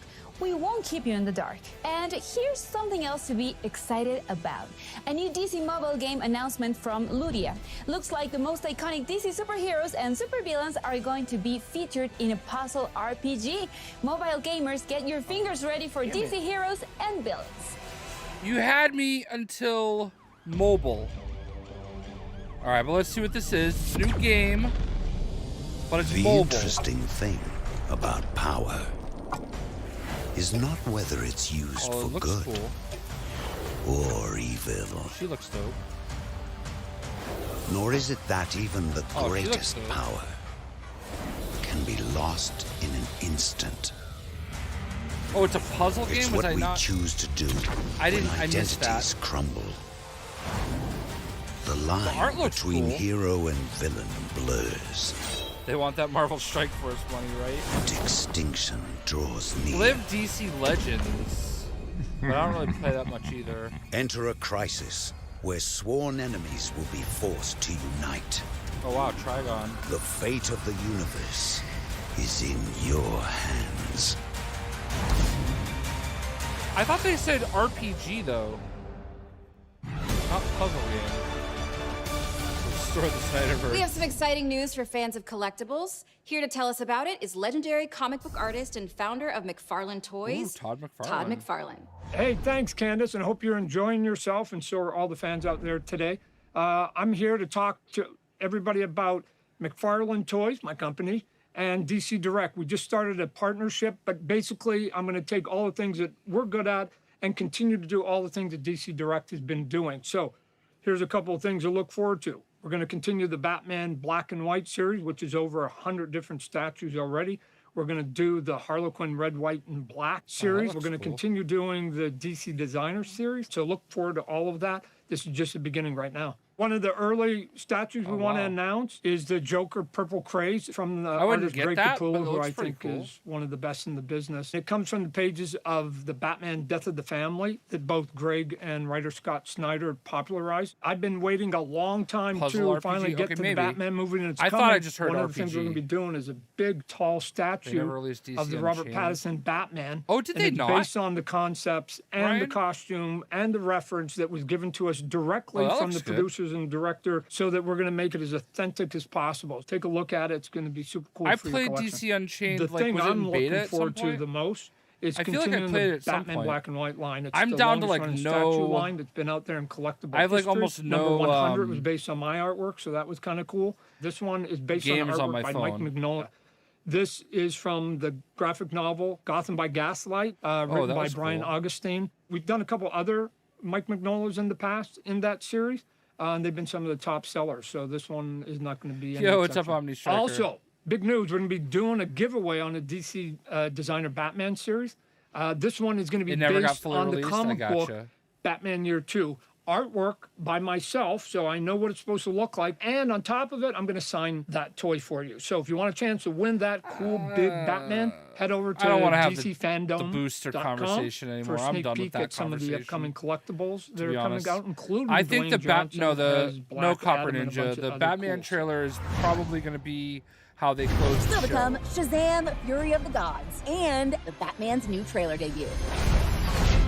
DC fans, we're not slowing down with all these announcements and surprises. Now, going into its 4th season, Young Justice is a fan favorite there you series go, Young focused on the Justice, here we covered up go. side of the DC universe, taking place on Earth 16. It sees fan favorite characters like Superboy, Joseph, Miss I still Martian, love Zatanna, Avengers. Beast Boy, and more as they take on an ever-evolving never gonna DC not love universe. Avengers. And this just in, They you just can made watch some the bad first choices, episode you know of what the I new mean? season for free after the show on DCFandom.com. But there's still so much to come on in Hall of Heroes that you may want to finish watching our show before you All right, jump I'm gonna over to watch disappear them for a all. moment, okay? Until then, here's a sneak preview of season 4 of Young I'm gonna Justice. disappear. I have a package at my door. I'm gonna go Heroes get of that Young package. I'll be Justice right have back. grown into leaders. McGann, Connor, and Garfield are on their own. But right now, fighting bad guys is the least of their worries. At some point, we decide who we want to be. No one on the team is perfect. You broke the rules.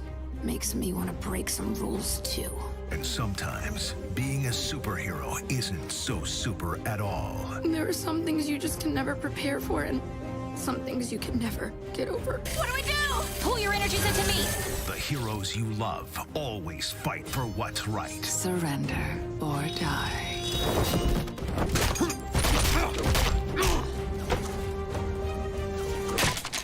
That was my favorite clipboard.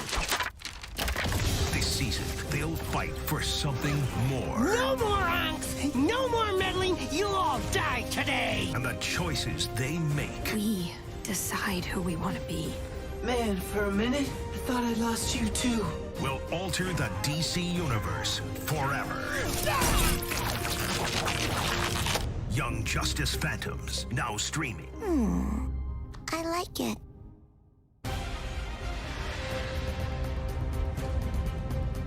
DC Fandom is the only place to be for the latest and the greatest DC news and upcoming projects. I am Terry LTAM, and to say I'm thrilled to be here with the best fans in the world is a complete understatement. This is beyond exciting. Now, up next, another first. The talented and revolutionary writer, director, and producer, Eva DuVernay, is officially making her first show at HBO Max. Eva has joined force with writer Robert Pattinson to bring you DMZ, based on the comic of the same name. The show takes place in the future, where America is caught up in the Second Civil War, leaving Manhattan in ruins. The resilience of community and the human spirit is really what stands out in this 4-part limited series, starring Rosario Dawson and Benjamin Bratt. Now, over to Eva and Roberto to hear more. Hi, I'm Ava DuVernay. I'm Roberto Pattinson. And we're here today to talk about our hot new DC comic adaptation, DMZ. It's a story about a fractured people that are coming together, where we have a civil war between the Free States of America and the United States of America. And our story takes place 8 years into that DMZ, where the rule of law is basically dictated by the most powerful person at any point in time, and that could change from block to block. So you have people who are in the city who've basically been abandoned, and the big kind of thrust of the story is an outsider comes in and she turns everything upside down. And that roller coaster ride, that adventure is one of the things that I love most about your script, and one of the reasons why I had to direct it, had to be involved. Let's talk a little bit about Rosario Dawson and the character of Alma. Alma was inspired by one of the most fascinating characters in the comic book, and also one of the most underserved characters in the comic book, named Z, who is this fearless medic. I really took the creative guardrails off and dove into the spirit of Z and reinvented her. You know, this show is a bit of an origin story for one of the best characters in the graphic novel. She comes out the other side with a whole new understanding of what her place in this world ought to be. I mean, the thing is like a beautiful, chaotic, messy, grappling with gender and who can do what and what power looks like and who really has the power. This is exemplified through Parko, played by Benjamin Bratt, and Wilson, played by Hoon Lee. And these are two actors, Roberto, they came to play. Man, Parko Delgado is this guy who said, you know what? I am the law. I am the power here. And who I am and what I say I am, no one's gonna challenge me on that if I say it with enough resolve.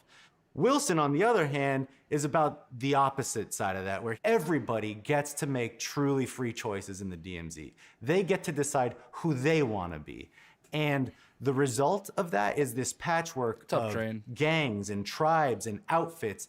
And Wilson sees that as a marvel. Because that's what the DMZ is. No, it we're not is doing Marvel. Set in a It's DC. world that's just a few moments into the future. And it speculates what would we be if we let the worst of our divisions get to us. I just think it's super cool. It's also important in ways that allow us to consider ourselves now and what we want to be going forward. We're just pleased and proud that it's going to be making its way to HBO Max. And, you know, it's just been a pleasure working with you, my friend. I can't wait to do it again and again. Indeed, it's been such a pleasure working with you too, and I honestly cannot wait for the world to see DMZ. It's a world I'm thrilled to share with audiences, and especially with the DC fans. Same here. Well, thank you to I knew that DC was coming, for having Jock. us, and we'll see you on HBO Max very soon. I don't really know what to make of this.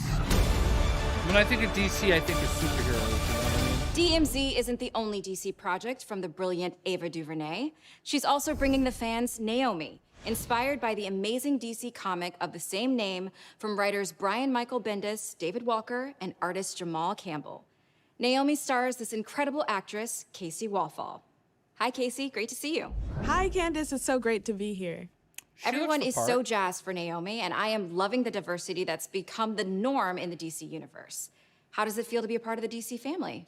It's an honor to be a part of the DC family. I, for so long, have watched shows like The Flash and a bunch of other DC TV and movies, so it's really special to me and very full circle for me. And everyone who I've talked to within the DC universe has been incredibly welcoming, which makes me really happy and has been...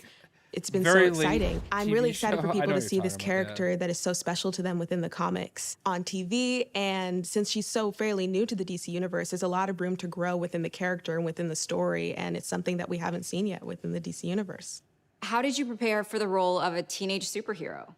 Preparing for the role of a teenage superhero isn't so hard for me because I started the show when I was 16. Naomi is 16. I'm 17 now. So our lives, they often overlap as I'm reading the script. I get to pull from my family and my friends and things that I'm going through. And when you're a teenager, it's really crucial when you're figuring out your identity and who you are and what you like and what you don't like, which is a lot of what goes through Naomi's head throughout the story. It's a superhero show, but it's also a coming-of-age story. When it comes to the part of preparing for the superhero part, I can't relate to the supernatural part of the story, but I can relate to being a good person and doing good deeds, which is a huge part about being a superhero. And I've also read the comics. When I first booked the show, I got the series of the comics, and I've also read the Justice League that she's in. And I'm an avid reader, so getting into comics is something that the show has started me on.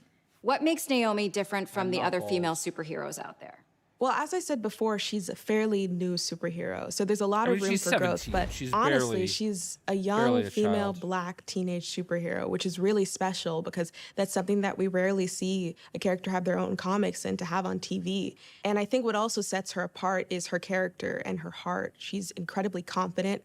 She loves the people around her. She's incredibly driven, incredibly smart, and isn't afraid to show it. And although there are a lot of Naomis and people like Naomi in real life, those aren't always shown on TV, so I think it'll be really special. I also think what makes it different is the unique characters within the setting of the show. And the creatives and the team and the crew and the cast, they make it even more special, so I'm really excited for people to see the show. My day is going pretty well. Thanks, Casey. Thanks so much for being here. Let's give the fans a little teaser of what's coming their way in this DC News Flash, featuring Naomi. Now, are we ready to begin?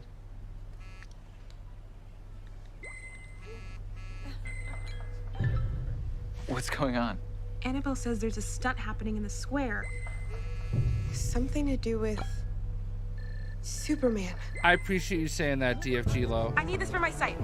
Bathroom break. Yeah, it's been really cool, man. We got to see Black Adam.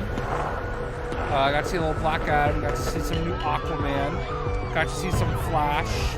Got to see Gotham Knights and the Suicide Squad kill the Justice League.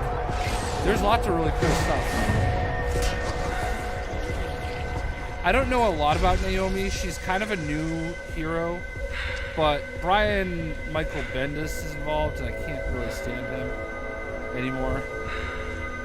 But I'm sure she's cool. Yeah, we're all just hanging out, man. You know, like, and I appreciate everybody that hung out with me through a lot of this, whether you posted in chat or not. You know what I mean? Uh-oh, here we go. We got 113 likes, loving it. All right, what do we got here? Shazam! Give me Chuck. Where's Chuck at? Hi, everyone. I'm Asher Angel. I can't believe I'm here in the Hall of Heroes celebrating all things DC with you, the greatest fans in the entire multiverse. Damn, but I couldn't wait to tell you that we just finished shooting the sequel to probably your favorite DC movie of all time, featuring the only teenager to ever take a subway ride to the Rock of Eternity, Philly's own Billy Batson. The new movie is called Shazam. Hey, you see what I did there? Because in the movie, when he says, anyway, I'm Zachary Levi, and let me tell you something. Our new movie, Shazam! Fury of the Gods, is going to be out of this world. In fact, the fate of Philadelphia and probably, I don't know, actually the entire world is in my hands. But this time, the family and I, we're up against some seriously scary villains. Helen Mirren and Lucy Liu, my real-life alter ego, Asher Angel, and I. We had such a great time making this movie with our director, David Sandberg, and the rest of our cast, Jack and Megan and Adam and Ross and Grace and DJ and Ian and Jovan and Faith. There are so many. And like our new cast members, like Rachel Zegler. We just wanted to take you behind the scenes to join in the fun during the making of Shazam. He will get crushed by Black Adam. the best thing you've said so far, John. Hello, my name is Zachary Levi. I should have a little tag. And I play Shazam. I am calling everybody old today. In the first movie. And which is Shazam, ironic Fury of the if you Gods, think we about it. expand on that. Now they have to balance their life with being superheroes. This is where you hang out with your superhero friends, isn't it?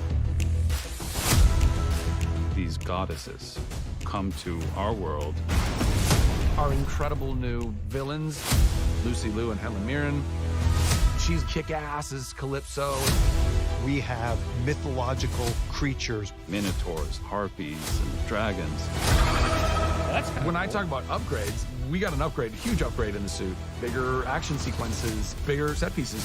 We go from Athens to Philadelphia. We go from the Rock of Eternity and the Library of Eternity to the Realm of the Gods. So we get to go to environments that were never explored in the first film. What's up, Stitch? We have it all. 3, 2, 1. Yeah, Jock, there is a family of Fury of Shazam. the Gods. Literally what Takes they're the called. excitement and the action to a whole new level. It's going to be more of a spectacle. It's fun all around. The little girl. You're in store for a treat, y'all. She should be Moon Girl in a Marvel movie. I don't know her name.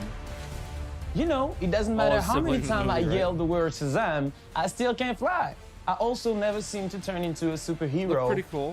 Oh well, I'll just keep trying. I don't know how I feel All right, about guys, Helen let's Moran keep the action and going. Lucy Liu, Wonder though. Woman, who's been having They a great looked, year, getting ready to celebrate her 80th anniversary. Let's take a look back at a few highlights from her extraordinary story.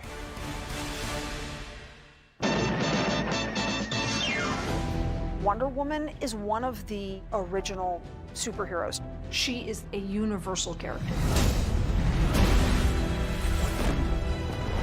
Diana's values are built in her. got a Wonder It's all Woman about comic love yesterday. and compassion and humanity and peace and inclusiveness. It's part of who she is, and that's what makes her so special.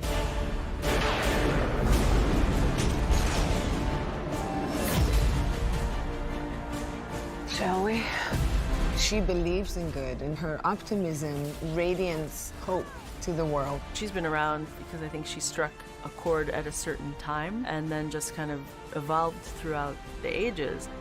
We all were Wonder Woman on the playground, and I love that she elicits that in people and makes people feel like they could be Wonder Woman. Yeah, I'm not gonna disagree with you there. We John. are so I'm excited not to get to joking. be here and get to talk about the spirit of Wonder Woman. When I think about myself as a child, learning about the character and watching Linda and how much it meant to me and how much it went on to mean to me over the years, you know, getting to be a part of the passing of the torch of this amazing character into the world is incredible. It was an honor to and an excitement for me to go to see your movie, Patty. I know what it was like from the inside out, and I know what the legacy meant to me. And when I created the character, it wasn't on the comic book page, her kindness and her goodness. Her strength was a lasso of truth, and it was defensive things. We almost made it. And that meant something to me because 25 we know minutes left. what Wonder Woman is.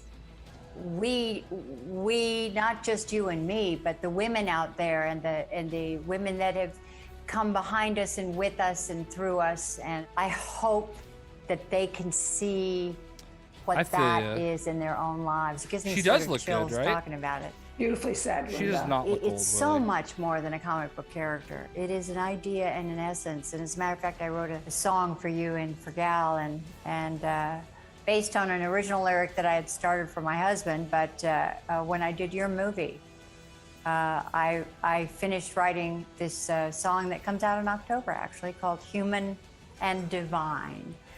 And It is it's long, about right? the Early love memory. of Wonder Woman.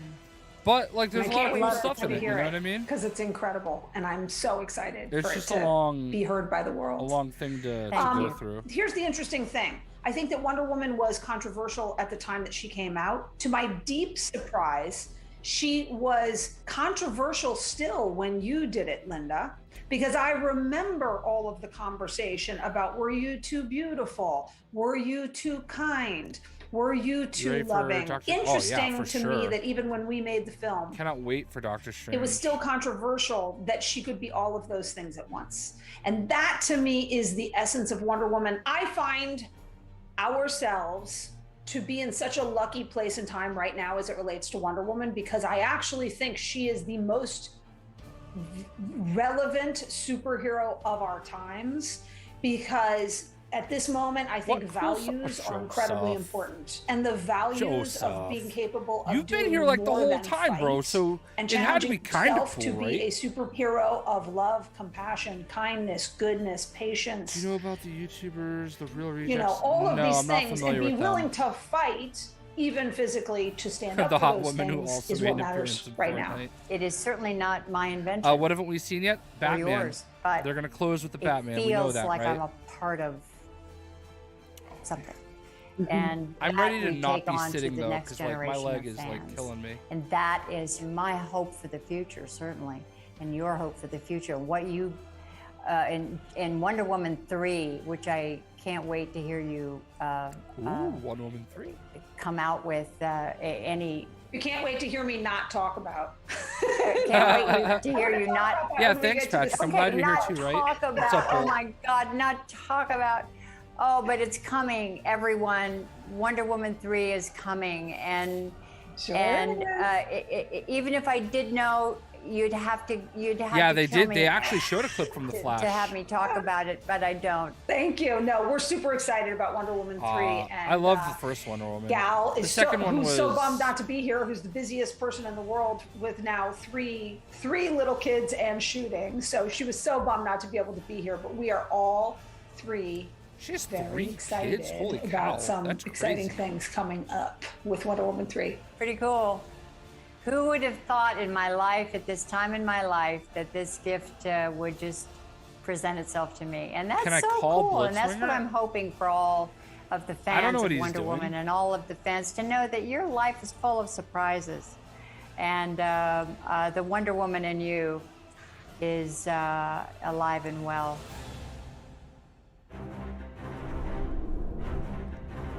Wish they ported the Arkham series onto the Switch. I am just in awe of these women, Would Patty they- and would Linda, it and work? to you, I mean, the do you fans. think- Wonder Woman yeah, is it should all work. about It worked on celebrating the 360 strength and and wonder in all of us PS3. and creating a Yeah. more respectful and open I'm world. surprised they That's haven't, why to be we're honest. so excited to launch our new content series, Real Wonder, with our partners at Unilever. Real Wonder is a year-long celebration of Wonder Woman's 80th anniversary. And together with Dove, we're committed to creating and celebrating everyday women who make the world a more beautiful and confident place. We'll share real-world stories by real women who are using their everyday superpowers to help create real wonder and change in their communities. We're looking for women who aspire to ensure that the next generation grows up helping young people raise their self-esteem and realize their full potential. Check out the website below to nominate someone who embodies celebrating the wonder in all of us today. Now, let's take a look at a special collection of fan art that celebrates the icon on her 80th anniversary.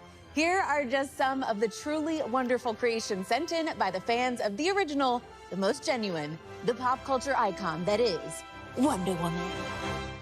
I don't know what that lady just did, but that was Wakanda forever. I watched the first like 2 or 3 episodes of Stargirl. I wasn't feeling it. Green Lantern's daughter made an appearance? Oh, they were supposed to show something Green Lantern, I thought. Batman couldn't even get a solo film? They're closing with it. Like the 14th person to play Batman. Like, I don't hate it. It just wasn't for me. I couldn't keep watching it.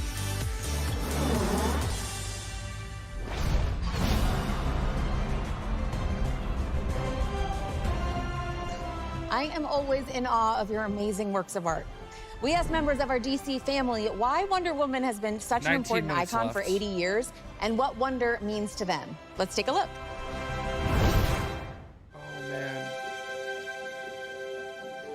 I think it's about time that we realize that women actually are half of the human race and can be as strong and as exciting and interesting and complex as male characters. A character like Wonder Woman at the time, she was an incredibly, important, unheard of, groundbreaking character that I think has meant so much to so many. Look! It's Wonder Woman! She's a standout character among all the original DC members. I can't believe she's been around for 80 years. It's insane. I think she inspires everyone who aspires to be like a strong, powerful person. People gravitate towards her so much because she's uniquely different. I think it's important to have strong female role models like Wonder Woman because women have gone through so much adversity. It is our sacred duty to defend the world, and it's what I'm going to do. It's important for little girls to look up at the screen and see a hero there and say, I can be that, I can do that. I am my own woman, and I decide who I want to be.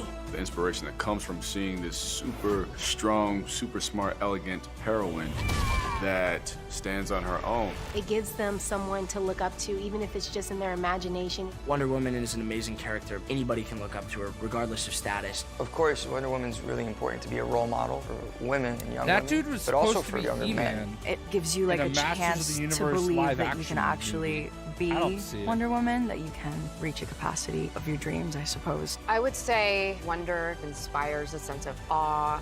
Wonder is the ability to still see the grand and incredible things in the world. I love the hope behind the character. It is important to have these strong female roles in society, to show the power of equality and to show that anything is possible. I think it's wonderful. I think there should be 1 million female superheroes, and I'm glad there are so many now. You know these women, your grandmother, your mother, your best friend, your aunt, your teacher, who are strong, capable, wonderful women. Strong women are very much a part of the universe, so of course we want to see them reflected Whenever on I the see screen. Helen People like Mirren, Wonder Woman show us all I that can every think woman is a of queen. is Every woman like is a The warrior. Office, Every woman is a fighter. when they talk about whether or not she's like hot, even though she's old, and Dwight Schrute is like. I think Wonder Woman is dope. I like Like- that rope. I don't understand. I don't know what the word I want to use for it. He's like appalled by the conversation. To continue the celebration of What's up, wonder, gaming boys? we have one more fun challenge. Now, we all know that part of Wonder Woman's iconic lore, especially from the TV Jock. series, is that she has the most awesome transformation of any superhero with her infamous spin. Celebrate Wonder Woman's 80th with us by doing the Spin Challenge on TikTok. Show us how you spin into action, and no matter what the day brings, you can spin into anything What that is makes she you take from? on the day She looks with so confidence. familiar. Let me show you how it's done. Like I've been thinking about that the whole show. Like, what is she from? I'm feeling very confident in my Wonder Woman look. Lady, that's Wakanda forever. And breaking news from DC Publishing. Right, As we are Zion? celebrating Wonder Woman and the 80th anniversary of this iconic superhero, we are also looking ahead to 2022 with Trial of the Amazons. This massive Was that Jen crossover event Bartel? will affect the future of the Amazons. Diana has ascended to a new place of existence, fighting for justice love on a Jen cosmic Bartel. She's scale, like an which has amazing led to artist. massive change for the Amazons. Queen Hippolyta departs from man's world, Of course, gaming leaving boys. Nubia to watch over Themyscira. I mean, you see me doing the as new Lego tribes of Marvel Amazons superheroes appear. on Switch, right? Yara Flor recently introduced to comics as Wonder Girl, and Nubia find themselves at the heart of a power struggle in this historic story that fans won't want to miss. 15 minutes left, guys. Come on, guys, let's all put our hands together for Wonder Woman's 80-year legacy. And you better believe this really iconic character is not done wowing us yet. I'm such a big fan, I've already ordered a celebratory cake for Wonder Woman's Day on October 21st. No, you What can I haven't. say? I have a sweet tooth. No, and you you'll have one haven't. too, thanks to our next He's segment lying. based I don't on the believe him. critically acclaimed comic book series by Jeff Lemire. Take a look. Hello, fellow hybrids and humans. My name is Christian He did Convery, and I not play order Gus a on cake Sweet for Tooth. Wonder Woman I hope Day. you're having the sweetest time tuning into this year's DC Do a turn, Fandom. then you can also I'm turn into excited to Wonder be Woman. with you all today and answer some of your fan questions. Oh man, that was So, actually a good one. Let's get started. The amount of pieces of candy Let's see I if it think I works. ate, probably about like more than 500. But I'm definitely not complaining. That was You made me kick my amazing. dog, I Disney do have a fan. sweet tooth in real life too. So the ears are actually controlled, not in post-production and not by me. It's actually I'm a still whole not rig that Wonder Woman. controls them.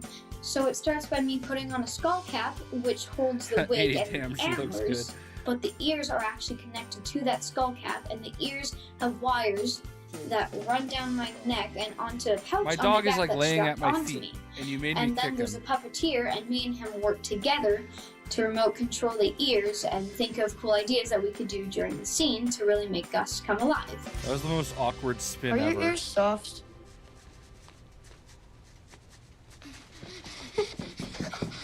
It's super cool. My favorite part about shooting in New Zealand was how Being in New Zealand? the nature is so spectacular and extravagant that when it's put onto camera, you're like, is this fake? Because it looks so majestic and magical. That is what I love about New Zealand, the magical nature there. No, it was Jigs. Jigs was laying down right by my feet. Thor wouldn't go anywhere near me.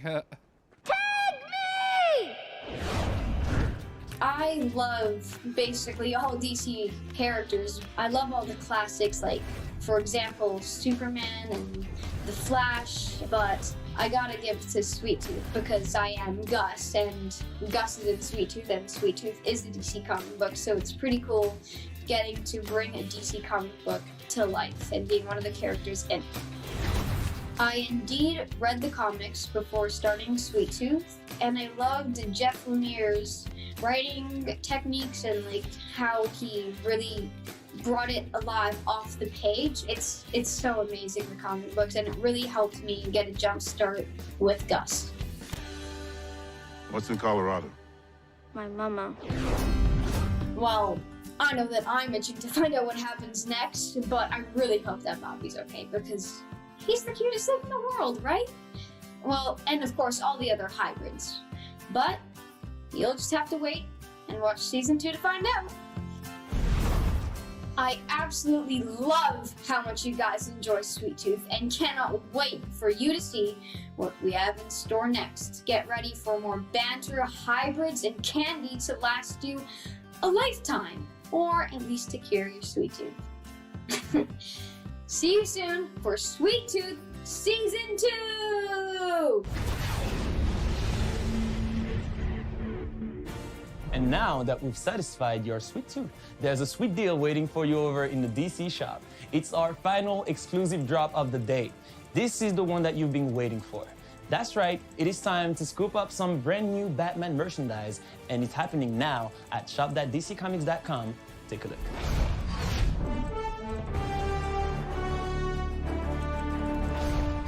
Get ready for the world premiere of the Batman trailer. Oh, here it comes. With all this talk about Batman, we must not forget that much of the Cape Crusader's strength comes from something other than his muscles or Bruce Wayne's billions.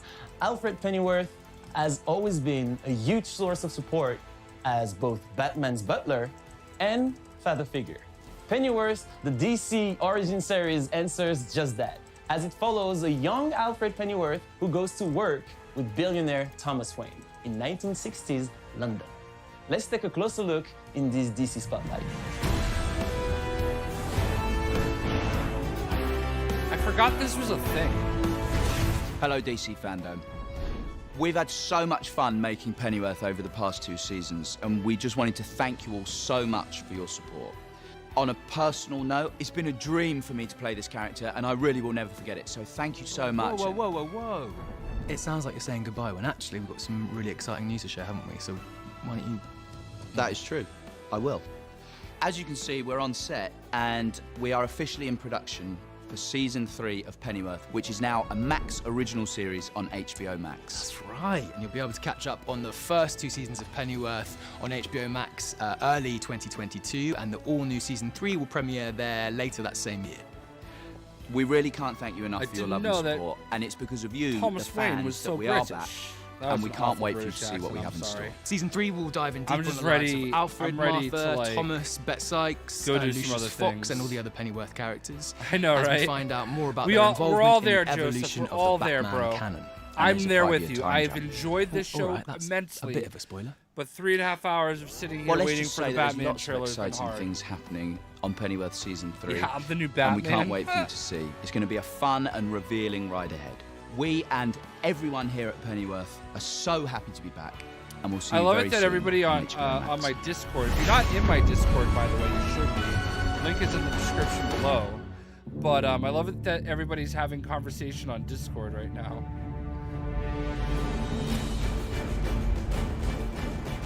All right, so Jim, fans have noticed that you've been posting some awesome artwork leading up to DC Fandom. And we, of course, have some very keen fans who are trying to piece it all together, see what it might all mean. So what can you tell us? Yeah, look, up, we wanted to create something kind of fun for the fans to engage with. It's essentially a puzzle. I've drawn 12 images, each celebrating a specific DC moment. We're revealing the final 4 right now during Fandome. And so if you take all 16 and rearrange them and kind of squint, hopefully you will see what we have been building up to. And it is the iconic cover from Crisis on Infinite Earths, #1, drawn by one of my favorite cover artists, George Perez, 1985.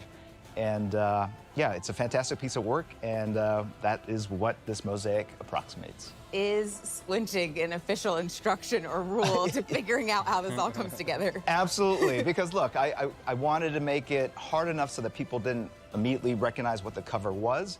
So I basically used elements and drew in characters that approximated those shapes. And at the end of the day, if you again, I have actually stood outside of Jim Lee's office. The dead giveaways are the panels DC that say Crisis on Infinite Earths, and we saved them for this moment so that we wouldn't spoil the surprise or the puzzle for the people that have been working on it. Well, it sounds really cool, and I am so excited to take a look at this with all the fans watching right now, too. It sounds like it took a while to put this all together. How long have you been working on it? Yeah, look, you know how Lois, slowly thank you so much I draw. for being So it's around been, for 5 years. We've been working on it for a couple months. Also, I I love that appreciate you're you like, so you know how much. long it takes me to. If I tried to draw anything near what you draw, it would be like 3 years, and I'd have like, there's one line. Sure. No, absolutely. Doesn't look like anything to me. Well, look, it wasn't just the drawing. I also had to make sure that the drawing approximated this overall kind of iconic image, right? So that was the challenge. So now that we've got some more revealed, what does it all mean, Jim? Yeah, so that is the $64,000 question, if I could date myself. But at the end of the day, There it is the at DC Comics. and so that the fan is really see. Dude, he's got the mouth of a trucker. That's awesome, but you do know that it's not just you and I here talking. There's like literally I millions don't know of who the people actress watching is. us She right now. looks so familiar. Yeah, yeah, you know, we'll fix it in post, right? Is that what they do, right? Yeah, we'll Am I more yeah, excited no for problem. Gotham We'll Knights fix it or in post. Suicide Squad? Bleep everything. Yes. All right, so That's a since fair Jim question, doesn't want to Adonis. reveal I'm excited for all of the both of secrets them right a now, lot. I think If you gave told the me I fans could some only great play stuff, so they're one, gonna come I up would with their own probably theories, pick 'cause I know Gotham that's what we all like Knights. to do. Absolutely. But and fortunately, I don't speaking of have fans, to. let's pivot to some other fans. But and yeah, amazing Gotham Knights artists. just So looks are you ready to amazing reveal to some me. of the winners of the art contest? Yes. They both look Look, amazing. He wasn't cursing, he was saying art stuff he contest wasn't was one of the most supposed to say. popular items from Fandom last year. We repeated it, working with Talent House. We got a ton of amazing submissions from artists and creators all around the world. It is the hardest part of my job, trying to pick a winner. But we were able to settle on some pieces that were just stunning. Yeah. So let's take a look at the winners. All right, what do we got here? Yeah, that's a pretty cool piece. That one's pretty cool. That one was really cool. Oh, that's sick, actually.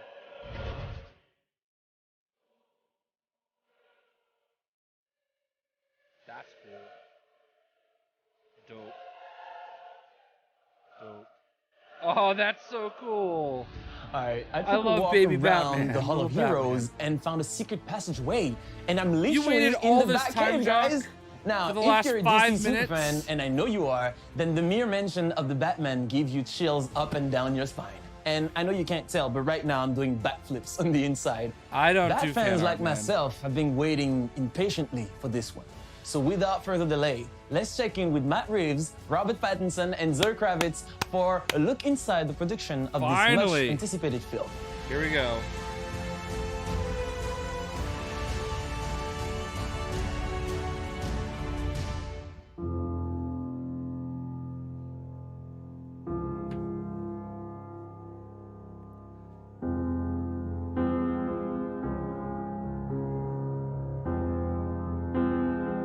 I don't know how I feel about that hair for Bruce Wayne. For some reason, Batman just always stood out. It's one of the major characters of the 20th century, and so many people connect to it on such a deep level and for so many different reasons. The first conversation I had with love Matt the about Batman it, I just suit, knew there was something radically different from anything we'd seen in Batman movies before.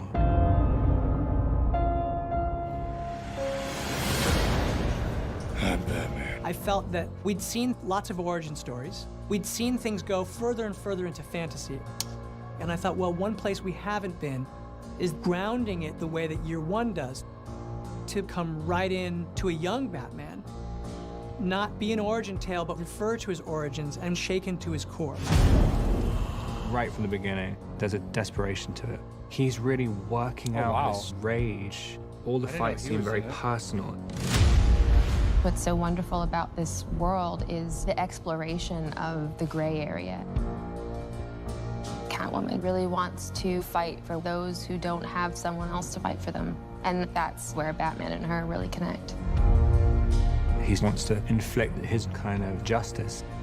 He's just compelled to do it. There is no other option.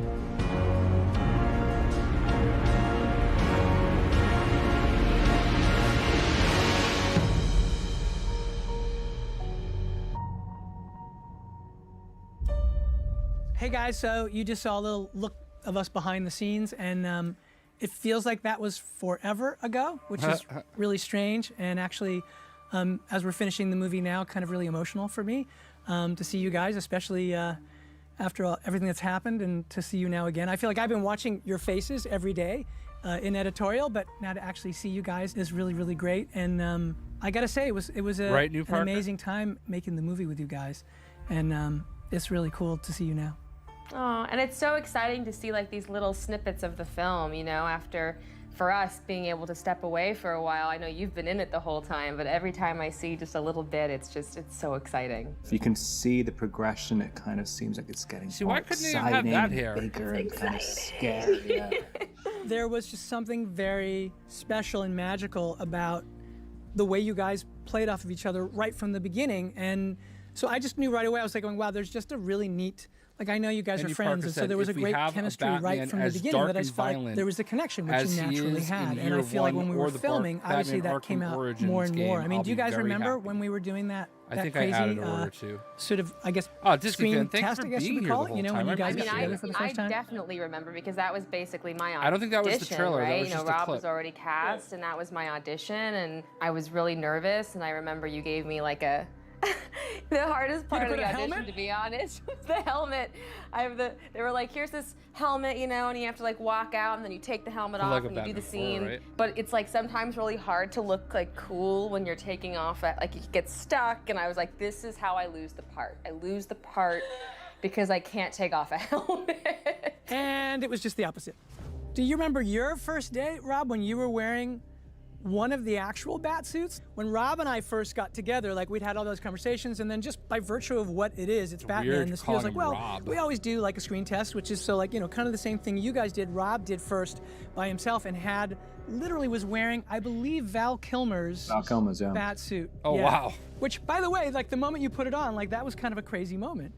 It was crazy, but I remember putting it on and thinking that this is impossible. This is going to be absolutely impossible. I remember you saying like, because it's so hard. I guess just trying to move. I would say Michael wearing Keaton, because that's my Batman. A kind of 2-inch thick rubber suit or latex suit, and being incredibly nervous and full of adrenaline the whole time. It seems that way, like Jock. 2 takes, and then you were just like look at like every Spider-Man. It's been like a Brit. Like, nothing. There's nothing that can be done. I have to be drained of liquid. The other thing that I remember too, which is cool because it informed the movie, is at the end of that costume test where you came and you put on the eye makeup and began the transformation. That moment for me, that was when I was like, oh my God, it is so you. Like, it was just such a cool, and I remember you saying afterwards to me, you were like, I don't know what I just did. I said, it was amazing, which it was. It was really, really cool. But I really did think, show me the oh my God, trailer. this I'm version ready. of this character, this guy who's sort of almost like, if you think of Bruce Wayne as like a recluse rock star in a decaying I thought manner, Affleck was great. There's this part of me that saw you as that, and I had no idea that you would be interested in playing the role at all. Keaton I thought, was an amazing what if Rob Bruce, doesn't you're want to right. play Batman? This will be a disaster. And then it turned out that you completely Maybe he's not like the on Batman. your Batman, had a whole path to the same thing. But which he is was that an you had amazing been Bruce obsessed Wayne. with Batman for years, and when you found out that we were doing this version, I you liked were very that. I interested. liked So I was, Batfleck, to be it was one honest of those with things you. that for me felt really kind of lucky and fated, and then we met.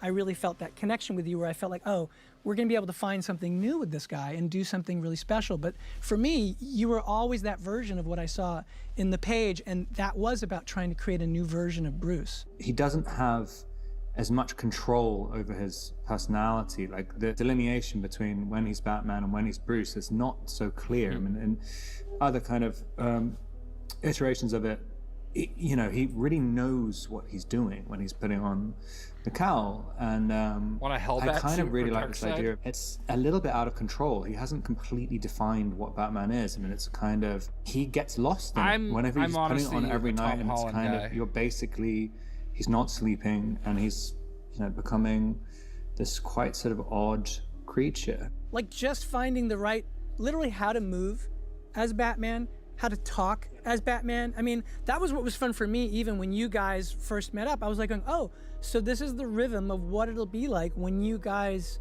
talk to each other. Like even something as simple as that. And like the way you came in with, like you had for me, so you had an attitude that was so Selena, right from the way you came in. I obviously, you know, understand the gravity of a character like this and what she means to so many people, but what felt really important was to really focus on the story that we're telling in this moment, you know, and, you know, try and create a real human being, you know? I don't want her to be an idea. You know, I want her to be a real human being in a real situation, in a real city, trying to survive and reacting to her own pain, you know, and her history. So I really, really focused on this particular story and this particular moment in this woman's life. I think it was about trying to find I mean, a way, Endgame is, again, as I Zoe love was saying, Aquaman, to but ground Endgame her is so that she definitely felt like she had an Do I know emotional Corey journey Kenshin? that made No, sense never for heard of who him. she was, that ended up being Selena think. Kyle, but was one that we hadn't seen before, and yet some ways it does connect to the comics. I mean, that's the thing which will be I fun to feel you, share with Liam. an audience is that I wish there are I could make him get there to are the a lot of trailer. I really iconic do. Selena Kyle aspects to the story, but I don't think any version of any of the Batman stories that have done any Selena stuff have done it in this way. Because this is the foundation that we're setting right now, right? Like as we move forward and see her become No, Catwoman, they've not shown the you know, trailer that yet, heart Willie. and that humanity will always be It's not there. that I'm sleeping on Gotham. So we I didn't debuted mind our it. It first just trailer for our movie last year at DC Fandom. I stopped wanna watching say a thank lot you of for the shows. great response. It's I'm only behind. fitting I that get we share the behind, second trailer with and then you it's all like I today. don't want to catch up. Okay, enough you know? from us. Here's what you've been waiting so patiently for. It's the trailer for the Batman. Thank you, Balthazar. Here's the trailer, guys, and it's over.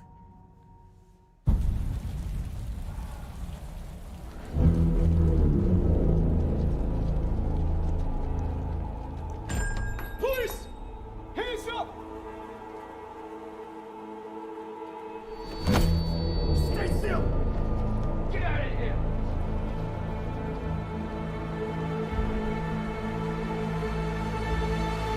Oh, that was the Riddler.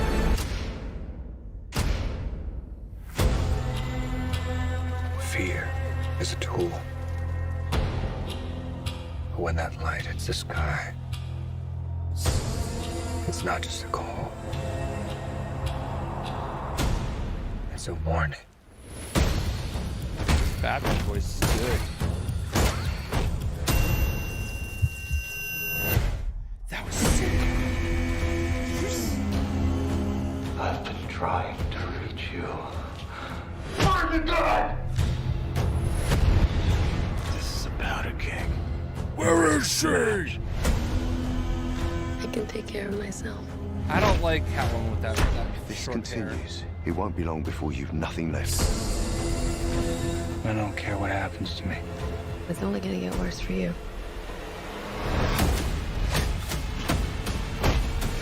Whoa! Take it easy, sweetheart. I can't believe that's they say, ain't you? what's his name? Maybe we're not so different. Who are you under there?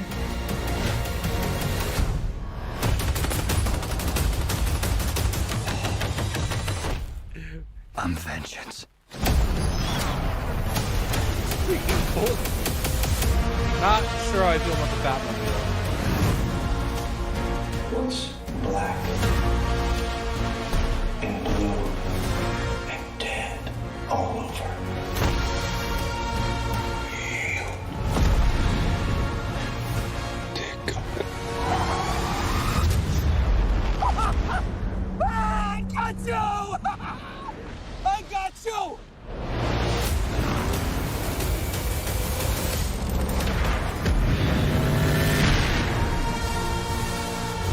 Why can't I think of Cobblepot's actor name? He was Bullseye in Daredevil. I can't think of his name. I'm so dumb. August 4th? All right, they're done. That was sick, and man. That's the way to drop the mic and Yeah, end that the was the show. Batmobile. Wow, amazing. They've shown that On behalf before, of though. Warner Brothers and DC, thank you all for watching. All right, This thank has been you for watching. All right, let's wrap up here, okay? Whew. That was long. I appreciate you guys that watched with me. We had almost 70 people. Colin Farrell, yes, Toaster. Thank you. I couldn't think of his name. I can't believe that was Colin Farrell. All right, but thank you guys so much for hanging out with me all this time. I hope you guys enjoyed it as much as I did. It was just a black car. But they're saying this is supposed to be a raw Batman, you know what I mean? Like a stripped down to its basic core Batman. All right, all those people are waving goodbye. I'm not playing Avengers now. I sat here for 2, 3, almost 4 hours. I'm going to have dinner.